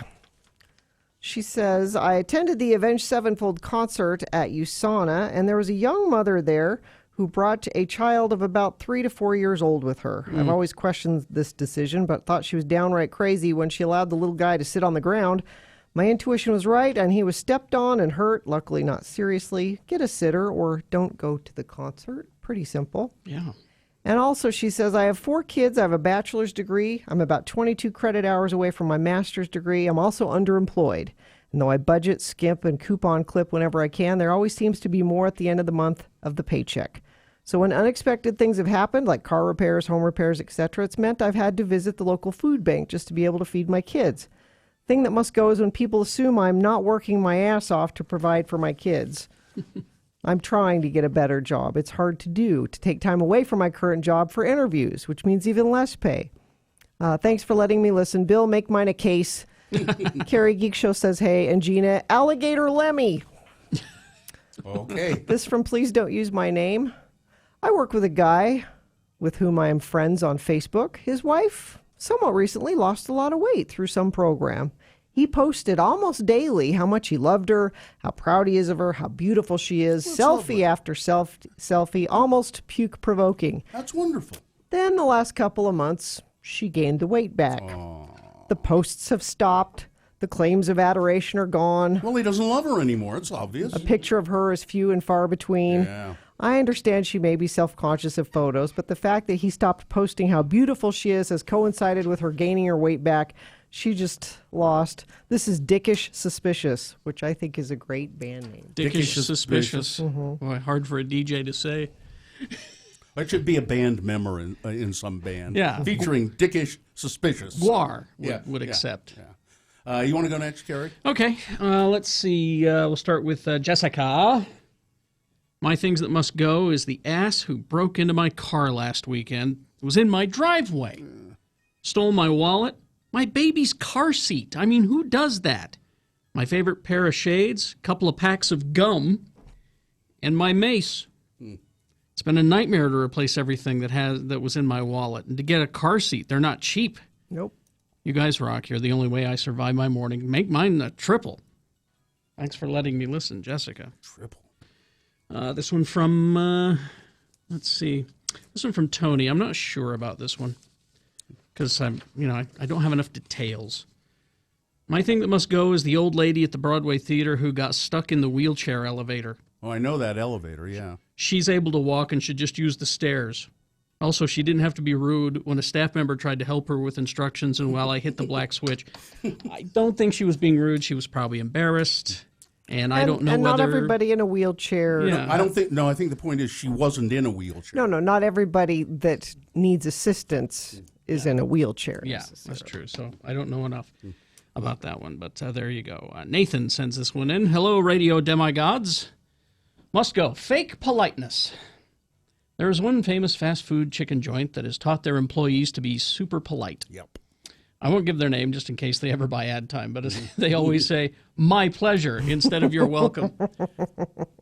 That's kind of nice, isn't it? I don't mind it. And it's, Is that the thing that must go, that they say my pleasure? Yeah. I don't like their politics, but I really do like their chicken. The fake politeness bugs the hell out of me. I know you don't really mean it. Give me my sandwich and let me go back to my business. This go for the grocery store next to my work. Every hugging employee I pass has to make eye contact and say, how are you doing? Or some other greeting. Thanks for being kind, but I do not need to be addressed by everybody in the store. Just let me get my stuff and go. And lastly, my headphones not being labeled right or left. If they are labeled, it's so small I can't see it. I have to tie a knot in the left side so I know which side is which. Thank you, Nathan. Listen, I have one of my own. And first of all, and this is probably my fault, but people who come to your house to repair things, and they get really familiar, and they want to tell you stories, and they want to talk to you about your house, and they want to be your buddy, and they want to just do the This thing is you say your here. Now, this is your fault because you like talking to people and you ask questions. I ask questions sometimes, but there is a lot of times where I am busy, and I don't do that. And there are repair people who do that anyway. They engage without me trying to engage them. That's when I don't. If I engage you, okay, we can chat and be buddies. That's okay. Well, it's like a Lyft driver, a cab driver. They know whether someone wants to engage or not. Yeah. And they don't usually push it. If you're in the back seat just quiet, they don't usually push it. Yeah. Curtis, I'm not talking about you. I like chatting with Curtis. So Curtis listens to the show a lot, I know. All right, this one from Jamie. I work for a small company downtown doing mostly photo editing using Photoshop. I restore old photographs, and I also get occasional weddings gone bad or headshot retouches. Here are a few photography-related things that must go. Number one, when reviewing personal photographs, clients always make the joke, can you make me 10 pounds thinner? Or can you give me more hair? And when I say, yeah, sure can. They seem surprised, and then they often try to backtrack their joke. After a moment of thought, they'll say something like, "Well, you can fix it if you want to." I mean, no, I mean, not that you would want to. It's obvious that you want me to. I get it. You're being coy. But you realize when you ask a photo retouch specialist if they can do something to fix your physical appearance, the answer is always yes. Don't be surprised when I take your request seriously. Number 2, the idea that Photoshop can do anything. I know you saw something amazing done on the TV show CSI, but I got bad news. If the image was shot out of focus, no amount of Photoshop magic will bring it into focus. Now, I'm fine if you ask. It's always worth the inquiry, but don't be a snob when I explain why Photoshop can't fix it. Number 3, certain high school senior portraits. Now, this is, I don't know about this. Okay. My goodness, when did senior portraits turn into photo shoots for Abercrombie and Fitch? Why would anyone shoot high school students in such provocative manners? And parents, why are you bringing me these images? If your son or daughter is showing too much skin, it makes me uncomfortable. Then something is wrong. I've retouched everything from modeling portfolio nudes to boudoir photos to flat-out graphic images, but the last thing I want on my computer is a photo of your kid leaving very little to the imagination. They're minors, for crying out loud. Be a parent. Draw the line somewhere. Huh. That's interesting. I'm not aware that happens. I'd have maybe these are probably not yearbook. No, this is things. when It's you go for- get your quote unquote senior pictures done and you do like a photo shoot with Yeah, Oh, really? I see. like Oh, whatever okay. their hobby is, you take a picture. So this with isn't where you're that. lining up in the gym to No, get your picture no. taken. This is Okay, all right. this is parents set these things. That's up. weird. That's that person's point. I wouldn't do that. Yeah. Number 5, people who get mad when they can't have it now. And number 6, bad art. And finally, this short one from Lori. Hi, Lords. I work for one of the major defense contractors in town, and my thing that must go is when the woman who sits next to me takes off her shoes and socks and clips her toenails using our government-issued wire cutters. Oh. It's disgusting. I get to work at 4, and she's already going at it. I've complained. She's already going. I've complained, but none of the bosses are here at that ungodly hour, and I have no proof. It must stop. Lori, gather up some toenail clippings and say, see, there's your proof. Or just, shoot her with your camera, Yeah, get some there you video go. that way. All right. All right. Things that shooter. Yeah, something. Let's see.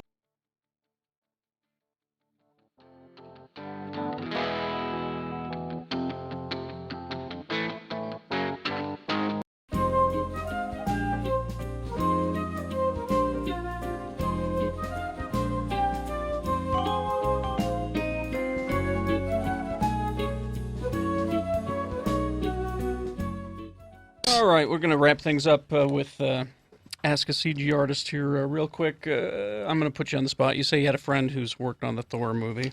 He is, by the way, John Yes. Patrick Rooney, Yes. who is a CG artist, works out of L.A., but here to visit family. Yep. And your friend did the animation of the Destroyer. More so modeling and texturing, not the animation. The animation of it. But he helped Yeah. build the character. The Right, Destroyer is exactly. like this In giant... what movie In is this? Thor. Oh. He's like this giant killer robot Just coming out this summer. that destroys a Yep. town. He also did. It's my roommate, and he did the hammer for Thor that you see at the end of Iron Man, and in this one as well. Do you guys have girlfriends? Sometimes. Listen, with all the dough they're pulling down. No, I asked because they Or are on- boyfriends. or boyfriends. No, I no don't. boyfriends. Listen, They're you on the computer. you all take a girl, day. you take a girl to Iron Man 2, and you say, "Wait till the end, wait till the end." And when that hammer shows up, you say, "I did that." You're in. No, I'm not in. saying. I'm saying it sounds like they are chained to a computer a lot of the time. I have to say, I've had one relationship go south because I was work. working. That's all kind I'm of insane saying. hours. It was a good Ogden girl too, living in L.A. A good Ogden yeah, girl. good. I know. There's no such thing. in a good in a bad way. Yeah, good right. in a Bad in a good bad way. in a good way. That's all Good Ogden girl. Let's see. A quick software question from Nick. Let's see. Go ahead, Nick. Thanks for letting me listen. Yeah. Maya, I guess, is the standard. How does 3D Max compare? 3D Max is a standard for a lot of things, a lot of car commercials and things like that, and video games use 3D Max, but more and more Maya is becoming more of a standard. I hate modeling in 3D Max. It drives me nuts. Now, you were saying that if I were just to buy the Maya program, it was how much again? I'm not sure, but it's like over 1,000. Over 1,000? Almost 1,000. 4,000. Yeah. Almost what? 4,000. Almost 4,000. Well, 3,999. That's almost Close, yeah. Almost. You know, it sounds to me like if this is what you're going to do, it might be worth it to invest in that. Yeah. All right. You can use those programs if you go to a school. They have them available. This is true. And I know even up at the U, they have those programs available, and it's all part of your fees. So. Here's a question without getting too political. How is your health insurance as an independent contractor? It's a bottle of Advil. Somebody wants to know, where's my holodeck? Yeah, that was We're my gonna next have the question. Where's holodeck. my damn holodeck? Yeah, I'm working on it, so all right. Any requests? And here's the final question, which I think is the best one. This is, do you have to be good at math? No, you don't. perfect. But sometimes I've used some trigonometry and Yeah, like don't you need scripts that and for, things like for that. architecture? Don't you need Yeah, what I mean? sort of. Trigonometry. If people want to see some of the stuff, is there a place that people can go? Do you have a website where they can see your demo? I have my demo reel on Vimeo, but it's just you can go ahead and email me at johnpatrickrooney@gmail.com, and I will send you an email with some info. John Patrick Rooney, Irish? Yes. Oh. Irish question mark? John Patrick Rooney at gmail.com. St. Patrick's Day parade Saturday, you know. All right, I'll stop by. All right.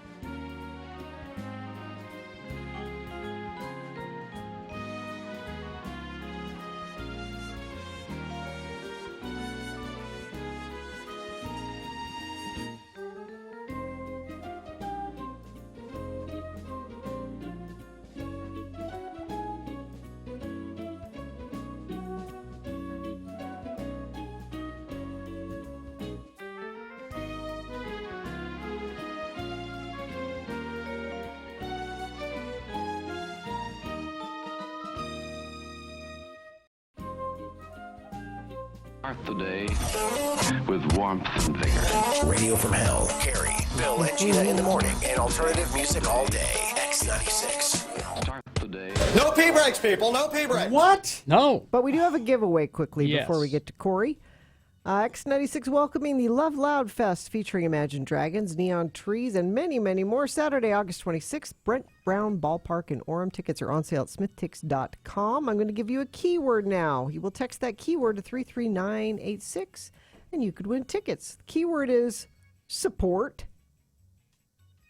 SUPPORT. Support. Text it to 33986. Neon Trees will be there. Just a reminder, real quickly. The Let's Go Eat Show right now is Tyler Glenn. The letsgoeatshow.com, iTunes. I think it's also available at x96.com. Mm-hmm. Is this sponsored, Corey? Boom, this is sponsored. Now, I know I've been teasing this. We were supposed to talk about Foreigner coming to town this week. But we were. Last minute sponsor change. This is brought to you by the Love Loud Festival. Oh, good. With the Imagine Dragons. That's better than Neon Foreigner. Trees. But we can say the Love Loud organization, it's there to create a dialogue between, I guess, LGBTQ plus and then the rest of us. So it's going to be an open musical. That's going on as well. Can't talk about Foreigner. All right. All That's right. probably for the best. Probably. I think it is.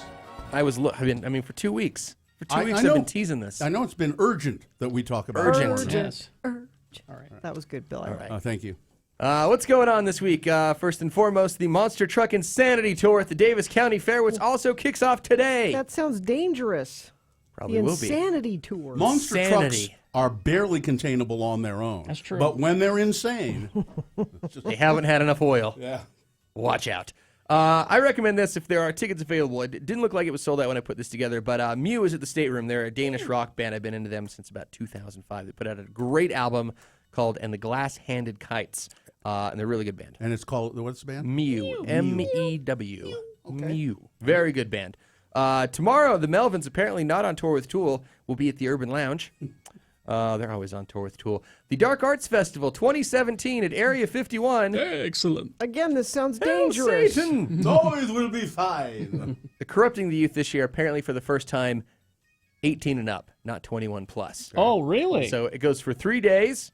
This year, focusing on witchcraft and voodoo on Saturday. I can't go because I don't practice Santeria. I ain't got no crystal ball, so I won't be. Yes. Hail Satan!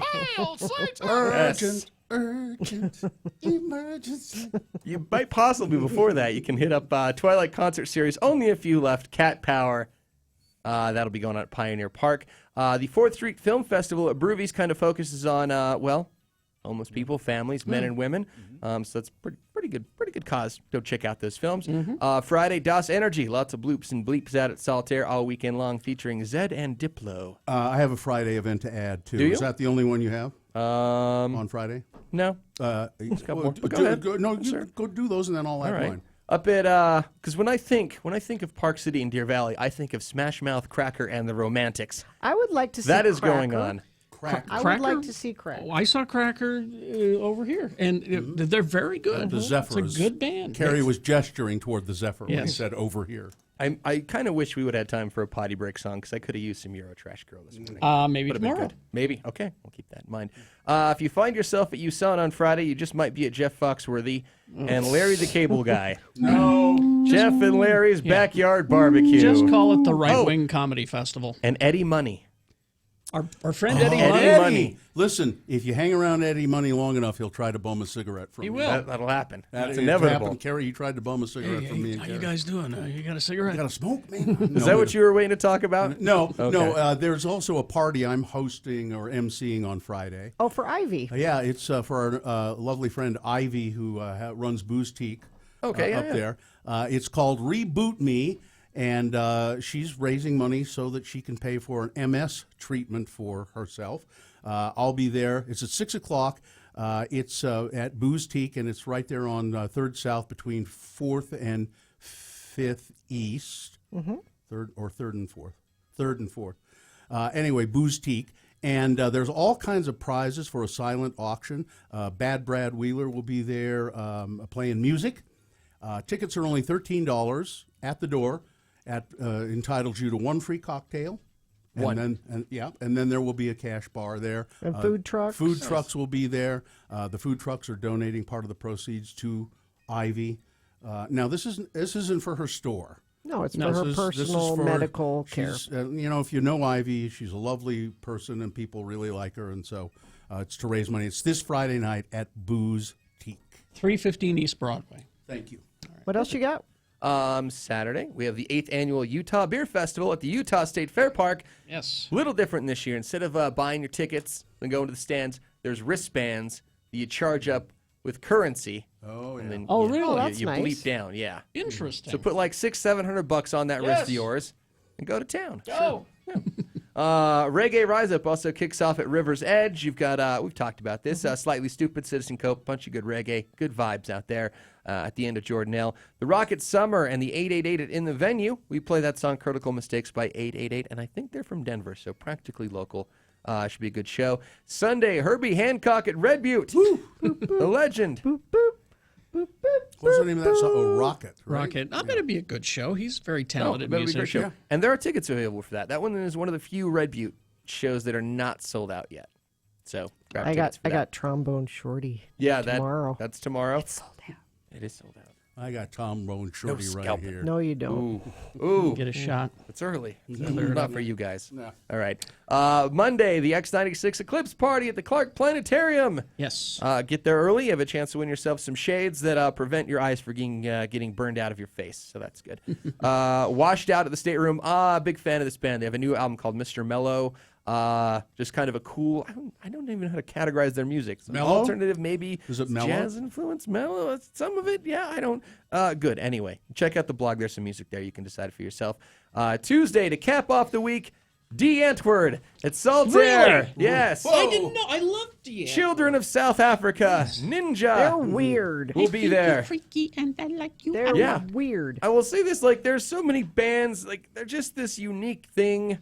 That, South Africa. I've heard South African Juggalo. It's rap. It's weird. Yeah, it's. I enjoy them. I do think buy the ticket for that and just go. Yes. Just the curiosity factor enough. It's just weird enough. Yeah. They're both of them were actors in that robot movie. What was that called? Chappie. Yeah.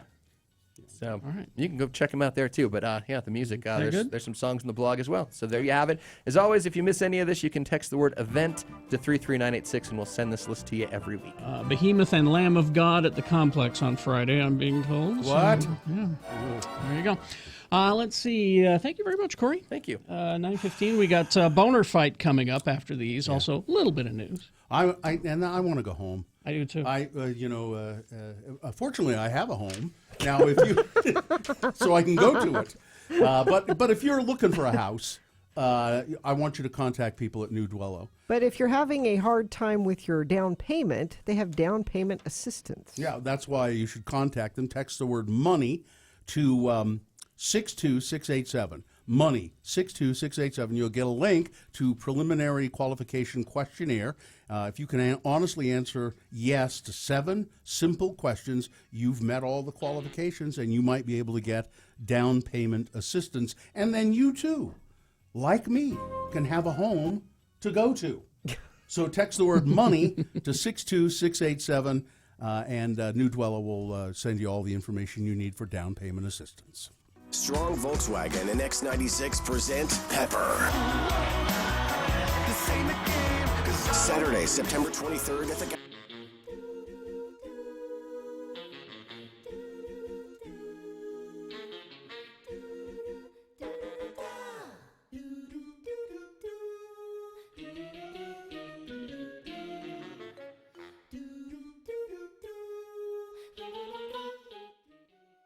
We got the rest of the potato chips. All right, now we've tried so we started with the cappuccino flavored Lay's potato chips. Which didn't knock us out, but we didn't hate, except for Gina. She hated them. Now, the wasabi. Now, they've had 4 new flavors, and people want to call them both. Wasabi. Bill tried the wasabi as well, Bill Frost. Yep, not hot. Good, not hot. Yeah. They're not hot. Now, tasty. But they're flavorful. Now, I've got the bag of cheddar, bacon, mac, and cheese here. And Gina said of the wasabi, "Oh, you got your winner right here." My guess is she won't even try the bacon mac and cheese.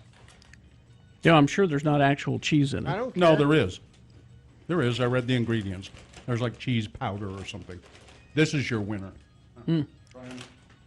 She won't even try them. No. I thought you didn't like cheese not because of the flavor, but because it's cheese. And this is it's a principle. No, I'm not gonna. and this is far enough You're gonna love removed it. You're gonna love it. from cheese do it. that She has standards and principles. I have totally arbitrary rules. That's exactly. I think that's your winner. Now there's one more there. What's Yeah. that one? Mango salsa. Which Those are- somebody in the chat room said tasted like potpourri. Right. this isn't bad. Yeah. Maybe it actually is potpourri. Although if you eat a few of those, the bacon mac and cheese, they get kind of too salty. They're not bad. And here's the wavy mango salsa. Wavy mango salsa. Wavy because I like the idea of mango Yeah. salsa. No? No good. Potpourri? Too sweet? yeah, Let's see. too artificial. Am I right then, without even tasting the bacon mac and cheese, that the wasabi is the best? No, the bacon mac and cheese is better. Well, I think your winner is the bacon mac and cheese, because mainstream America will love that flavor. Let me see the wasabi again. No. Yeah, You potpourri. love those. I bought them. What do you Potpourri. mean no? Yeah, mango salsa is a hard sell. Yeah, that's no good. I don't like it. You can put it on the back of your toilet tank. Why would you? Yeah. Out of all of them, I would say the wasabi is the best flavor, but the winner is the bacon mac and cheese. America will vote for that one. Oh, yeah. By the Mango way- salsa's weird. Yeah. By the way, you notice I'm sharing all of my chips. Girl who wouldn't give me a cookie last week. 4 cookies made for me with my name on them. A gift. Yeah. Was it Yes. 4 cookies that Yes. spelled out Gina? No, but my name was written on the box. Yeah. I know. It's different than you buying 4 bags of chips. It's not the same thing at all. I know. It would have been You a could gift. replace these chips at any moment It would have several been times It over. would have been a gift from your heart, which you were unwilling to make to someone who argued for equal wages for you. You can't drag that out. Yeah, why not? It was proposed. I can't even finish this one mango They're salsa. terrible. Yeah, they're not good. Actually, I like the wasabi okay. I like the bacon mac and cheese best. I had high hopes for the mango salsa one. If it actually tasted like mango salsa. Too much mango, not enough salsa. That's the problem. In a You couple got of your percentages off. In a couple of seconds, I'm going to try one of those dog biscuits. That you They're put very out good. for Ripley. They're peanut butter.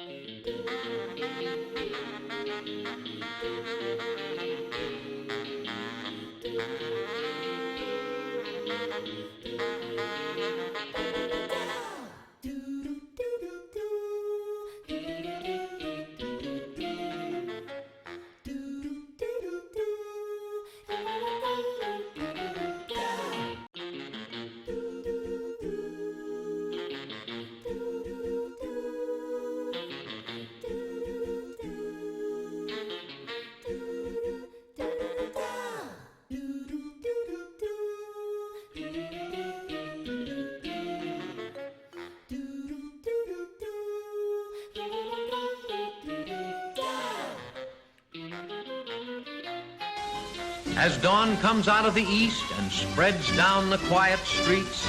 Radio from Hell. Gary, Bill, and Gina in the morning, and alternative music all day.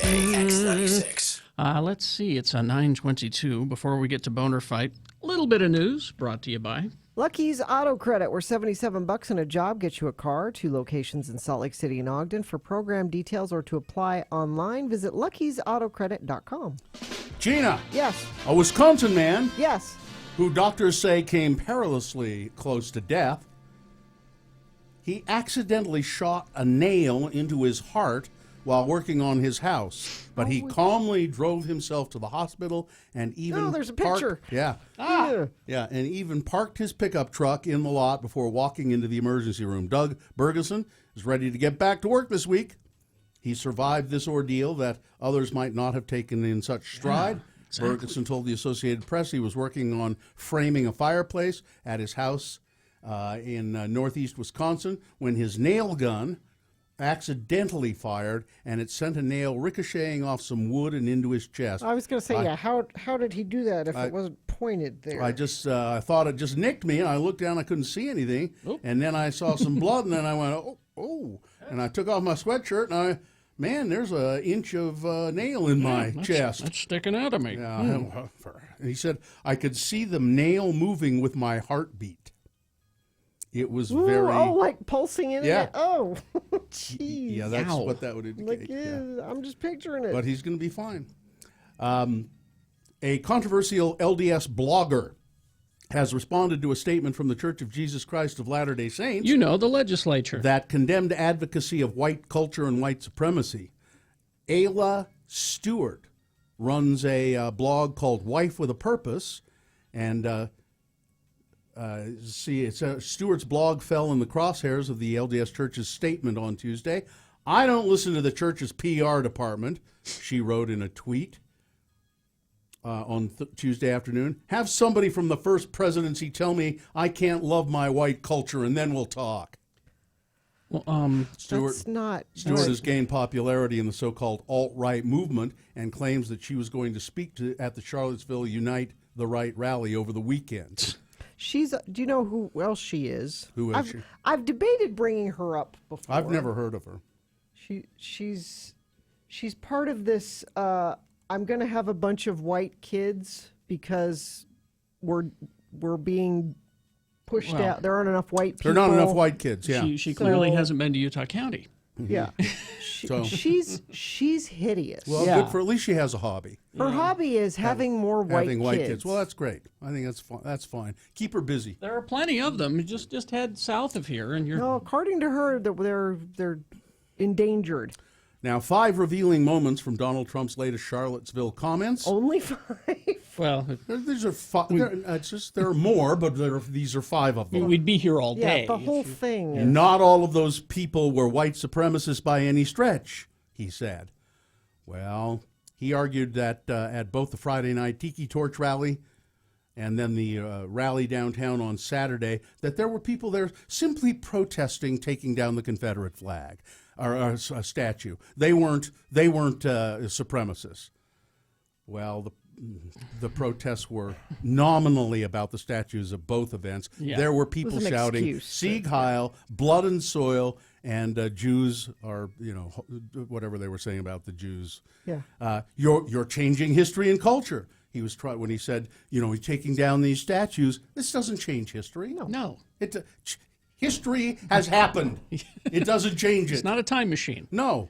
What about the alt-left that came charging at you, as you say, at the alt-right? The alt-left isn't a thing. No, it isn't. And even if there were counter-protesters fighting, they were fighting Nazis. Yeah, these are people.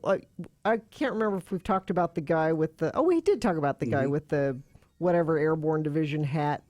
That's a division that dropped people on D-Day to fight. You're wearing this hat, flying a Nazi flag, and this is the disconnect. And we don't have time for the story about a woman who was born without a vagina, who wants to raise money so she can have sex with her boyfriend. We just don't have time for that. So, well, okay. Just want you to know that I appreciate liberals like you and the way you judge us. It's a nice reminder that the real judgment will one day be upon us.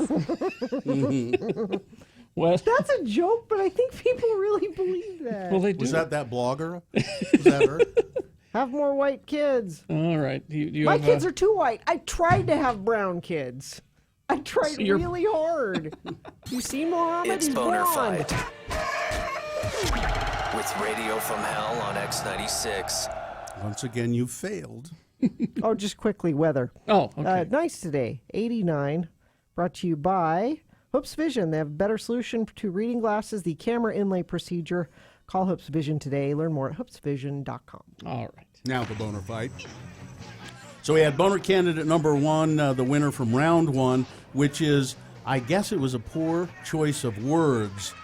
This is a sign at a Swiss hotel which specifically said to the Jewish guests, please, it said, to our Jewish guests, women, men, and children, please take a shower before you go swimming. Jews only, take a shower. And then boner candidate number two from the second round, what we do at home is our business. A fifth grade teacher who's been charged with letting her kids do acid at home. Okay, that's number two. Cool, Mom. Yeah. All right, there is your, this is the boner fight. These are the two candidates. You need to decide which one of these deserves to be boner of the day, and then move on to boner of the week, possibly.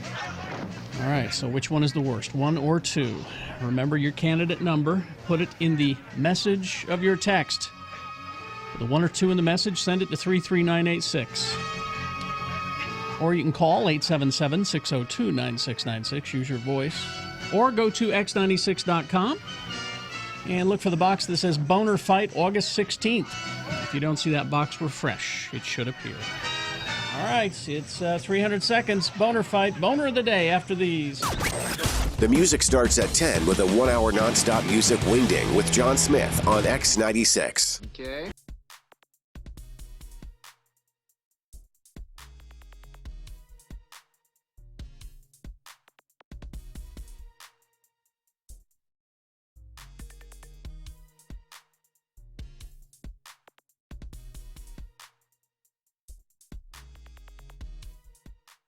I thought we could do this for an X poll sometime, but I'll bring it up now just since we're talking about it. Festus came home last night. He's like, Mom, this is an exciting day. Mom. I said, what? He's like, Mom. I got my first rider. Rider is... That's a conditions, backstage conditions. What things you want backstage, like... No brown M&Ms! Yeah, like Mariah Carey has to have, peach-colored roses in her room. And I said, so what did you ask for? And he said, Red Bull. I said, that's it? That's all you asked for? You know I told you can't have Red Bull. I said, you don't even drink Red Bull. He's like, well, I didn't know what to ask for. I'm like, you can ask for... He thought that's what you're supposed to ask for. Gina, that's what he told you he asked for. What he asked for was, I'd like an e-cigarette, some e-cigarettes, and some weed, and a lot of vodka. But I thought it'd be a fun expo sometime to do. What would you put in your rider? What would My you... backstage rider? Yeah, like I have to have all white towels with scented rose water. I mean, those are the kind of things people ask for. Why what? Why would you put all white towels with scented rose water? Those are the kind of things people ask for. Yeah, but why? Because you can. I wouldn't. Of course you would. I would put, I don't think I would just say I would like it to be clean and orderly and maybe a fruit tray. But maybe we do that for an expo, see what people would want for their backstage. Hold on. The guy who has to have it stapled precisely in the top left corner on an angle and not flat would really think that he would just want things in an orderly way? Richie, are the pages ever stapled correctly? No. And when was the last time I ever said anything about it? Okay. When was the last time I ever said anything about how they were stapled? No, but here's the point. I once commented... You like things a certain way. Well, so sure. if you have a rider, you would say, I like things stapled this way. You'd spell it all out. So entertain it. Has fun with Because when he's doing the news live on stage, he will need it prepared backstage for it. Yeah. It's got to be done a certain way. I give up. I would not do it. I've given up on that sort of thing. I agree. I've given up on that sort of thing because I know that the people who work behind the scenes are mostly clods. Take that how you will.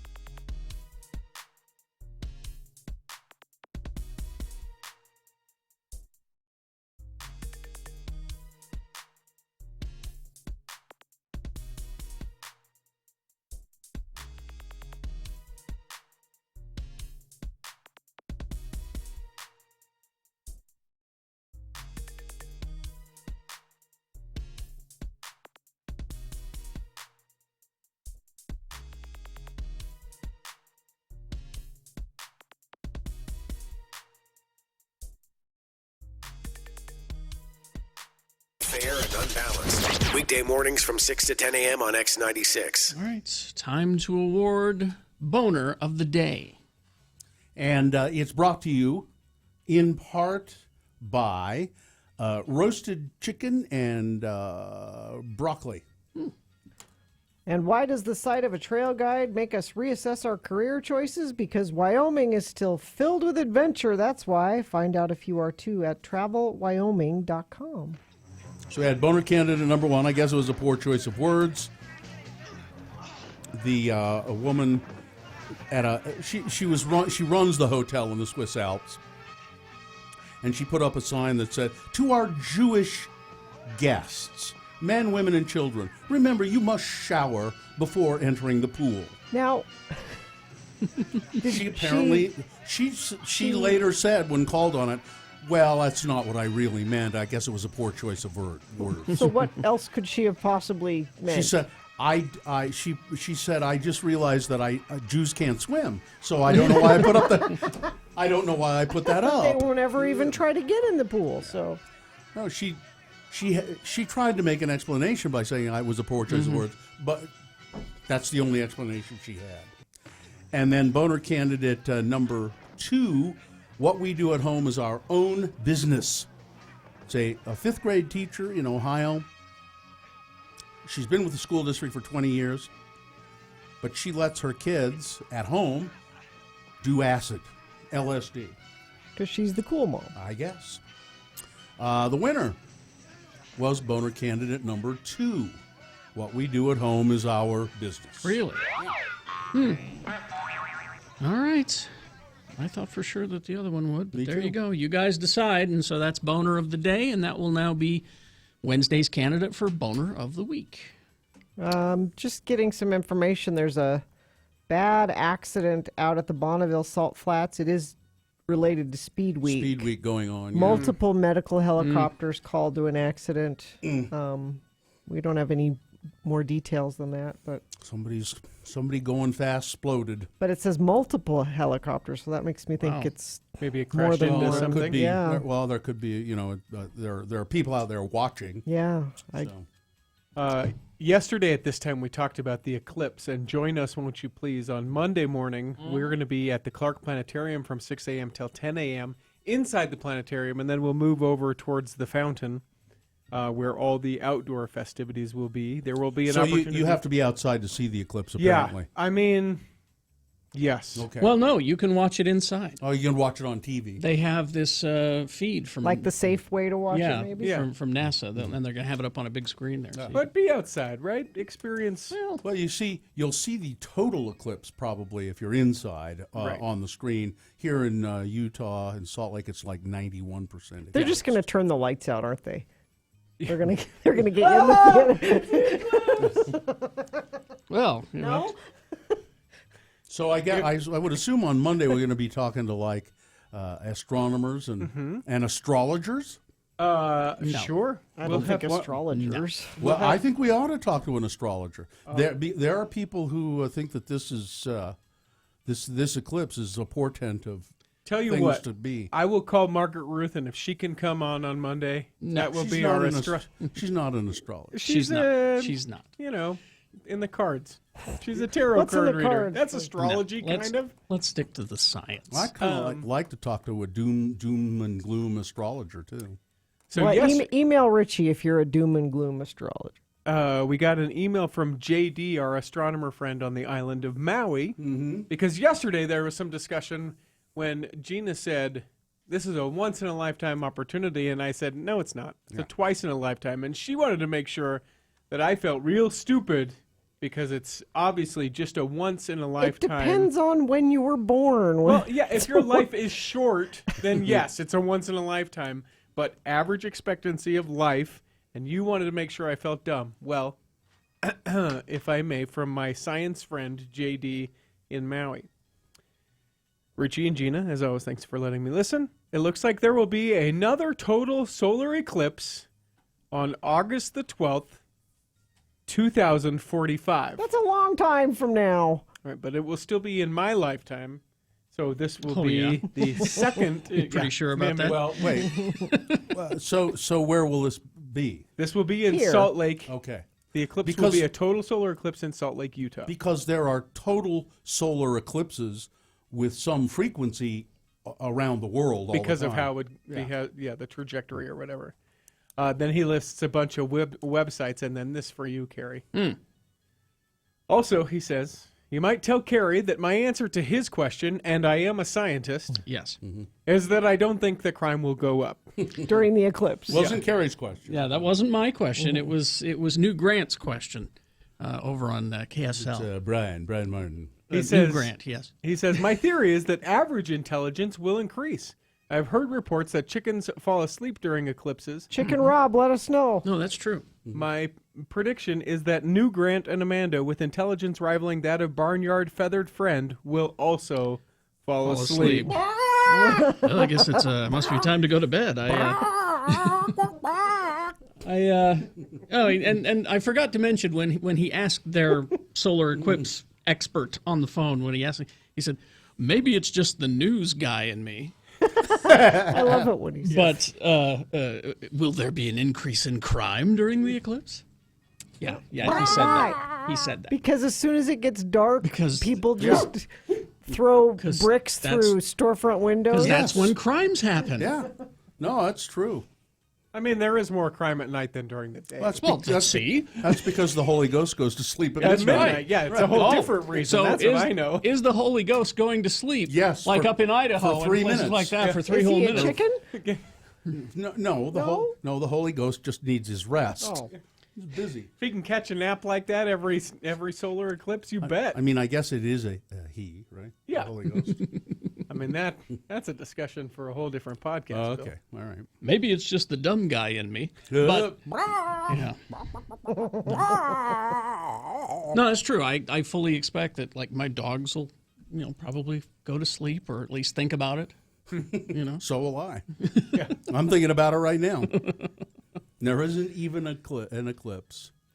So yeah, join us at the Clark Planetarium. We'll be at the I almost said planetarium. Hanson Planetarium. I said Hanson Planetarium yesterday. I'm Yeah. like, we're going to be over at the Hanson Planetarium. And That's old. We'll be at the planetarium doing our show, and then we're moving out into the plaza for the actual. And they expect a lot of people. So so come early, especially since we'll have those glasses to give away. Some, limited, obviously. And take your kids out of school. Well, sure. Why not? All right. Hang on. X96 and Larry H. Miller Chrysler Jeep Dodge Ram and Sandy want to send you to Las Vegas to see Muse, Gorillaz, Blink 182.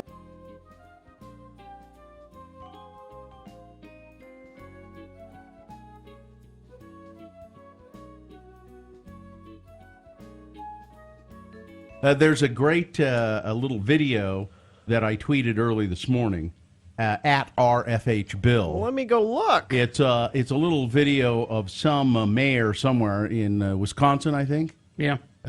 He's doing his Groundhog's Day thing with Like Jimmy you. the Groundhog. Jimmy, that's Sun not a Prairie- groundhog name. It's not. Why is Jimmy not a ground? Phil is a groundhog name. Sure. Why is Jimmy not a groundhog Jimmy's name? It's fine. If Awfully offensive Princess about Jimmy. Good God, Gina, you derail the story. Jimmy, that's not a groundhog. Why does Carrie Fisher call her dog Gary? It's fine. Anyway, Sun Prairie, Wisconsin, Jimmy the Groundhog, and the mayor Jonathan Freund is and he's an idiot. And I love the way they wrote this story on what is it, Gawker or Newsfeed? It's called Gawker's Newsfeed. Yeah. Low rent Punxsutawney Phil impersonator Jimmy the Groundhog has the easy task, or the easy annual task of predicting each February whether Sun Prairie, Wisconsin will experience 6 more weeks of winter. This year, the job got to him a little bit as he whispered his prognostication into Mayor Jonathan Freund's ear. The weather will be, got your ear, sucker! I'm biting your damn ear off. How do you like me now? He gets a hold of it, too. Yeah, he does. He gets a good chomp in there. Yeah. You watch the He watch the keeps little going. video. The mayor keeps going, though. He doesn't stop. Yeah, flinching from the savage attack on his soundy flaps, Freund attempted to translate the bite from groundhog to English. He didn't see his shadow, the shaken mayor stammered, so it will be in early spring. Jimmy's handler is obviously concerned about the integrity of the little biter's predictive record, later clarified that he had actually been attempting to indicate that winter would last another 6 weeks. It is Wisconsin, after all. So the mayor got it wrong altogether. Yeah. The mayor's office responded that only the mayor can translate Jimmy's prediction, the Milwaukee Sentinel-Journal reports. But it's a funny video. Watch the little video. My question is, what kind of a mayor name is Jonathan? I mean, really? It's a fine mayor name. Terrible name. mayor It's a name. fine mayor name. No, that's a terrible name. Jimmy is not a good name for a groundhog. Jimmy's a nice guy. Groundhogs are mean. Gino, why don't you just shut up? A texter points out Jimmy the Groundhog was part of the Gambino family. Exactly. That's your confusion. So, What? Jimmy Getting is a awfully perfectly defensive. fine name for a groundhog. Who died and made you the namer of all things? I'm not the namer of all things. You sure act like it. No, Val Kilmer is not dead. Yet. And what kind of a name is Val for a Kilmer? Exactly. The Kilmers never named their children Val. What's wrong with them?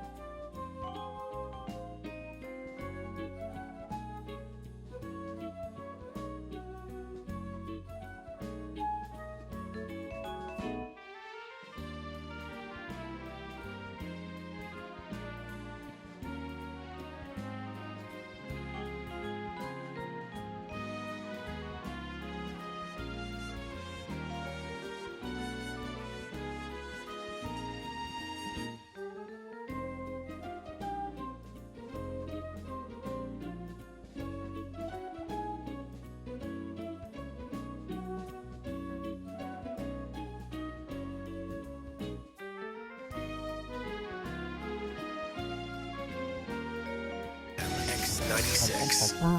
9:49. Well, how was school? So I see you. Did you take the dog to school as well? No, that was I posted a picture, first day of school picture at RFH Gina.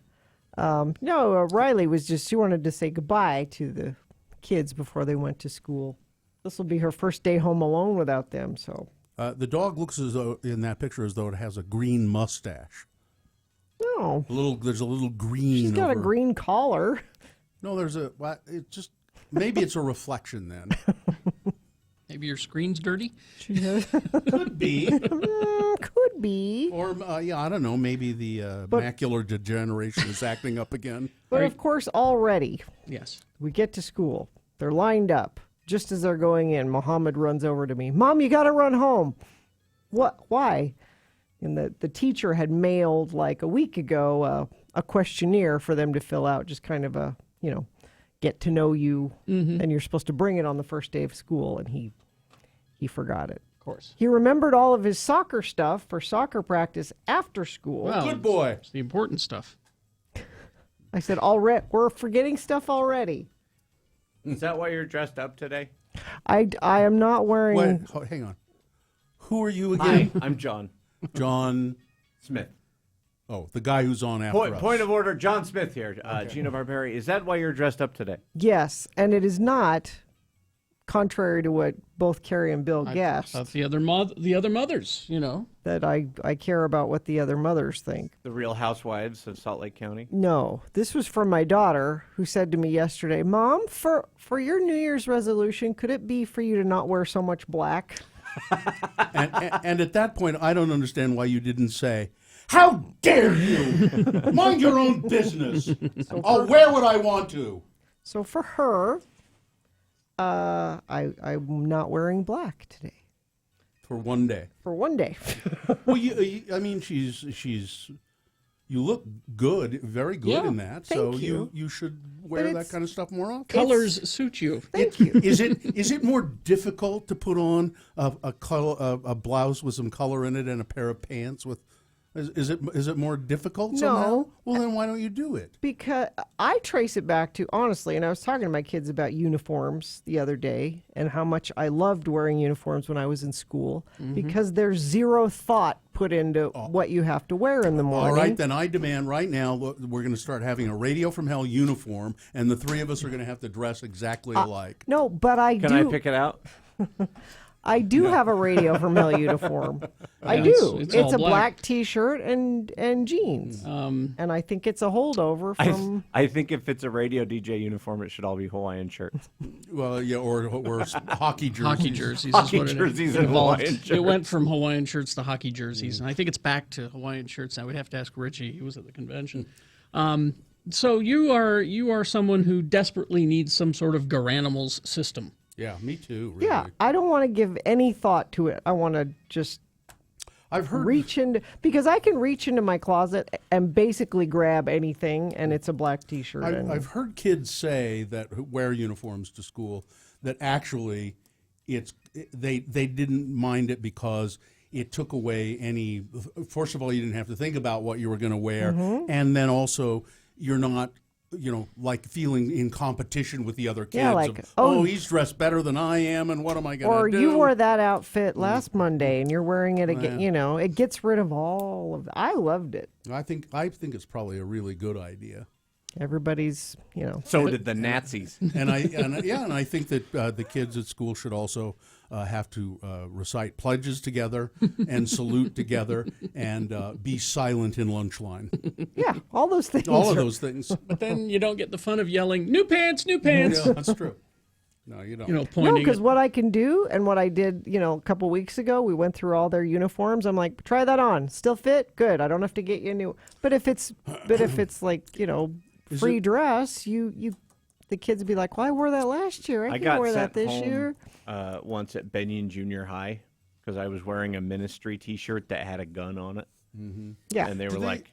Do they at your kids' school now, is it just like, I see the kids walking home from Judge, and because that's kind of in my neighborhood, and they wear khaki pants and white shirts, and then the girls can wear either. It looks like I think they can wear khaki pants, or they can also wear like skirts of some kind, like plaid skirts. Yeah, and short. They have khaki shorts they can wear too. Yeah, khaki shorts.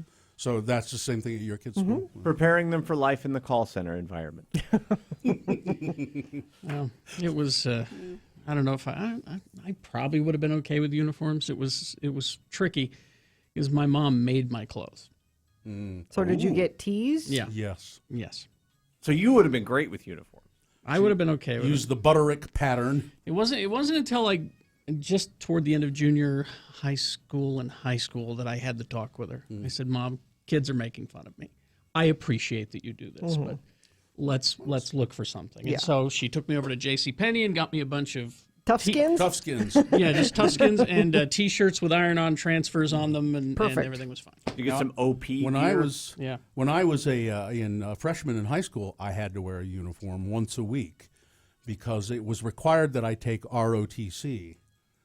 All freshmen at Ben Lomond High School had to and it was in lieu of gym class. You didn't have to take a gym class, but if you were a freshman, you had to take ROTC. Really? It was required. Boys. John's jealous. And Kinda am. once a week, I believe it was on Wednesdays, you had to wear your ROTC uniform. Now, the reason they did that is because the Army, U.S. Army, paid for part of Ben Lomond High School to be built. Oh, really? Yeah. And that's why they said, okay, we'll put some money into the high school, but you have to make the boys It's training ground. take ROTC. And then you could continue in ROTC for all 3 years of high school if you wanted to, but only the really nerdy, awful kids did that. The ones who had, the ones who were, they wanted to be authority figures. I wasn't allowed to take It was ROTC. terrible. And now My they're mom all, wouldn't let me. And now they're all members of the legislature. Yeah. So they are. It was those kids. Yeah. All right. The kids who said, I have the only keys to the auditorium, Yep. You want to go make out in there? I've got the key. All right, let's do the promo and get out of here.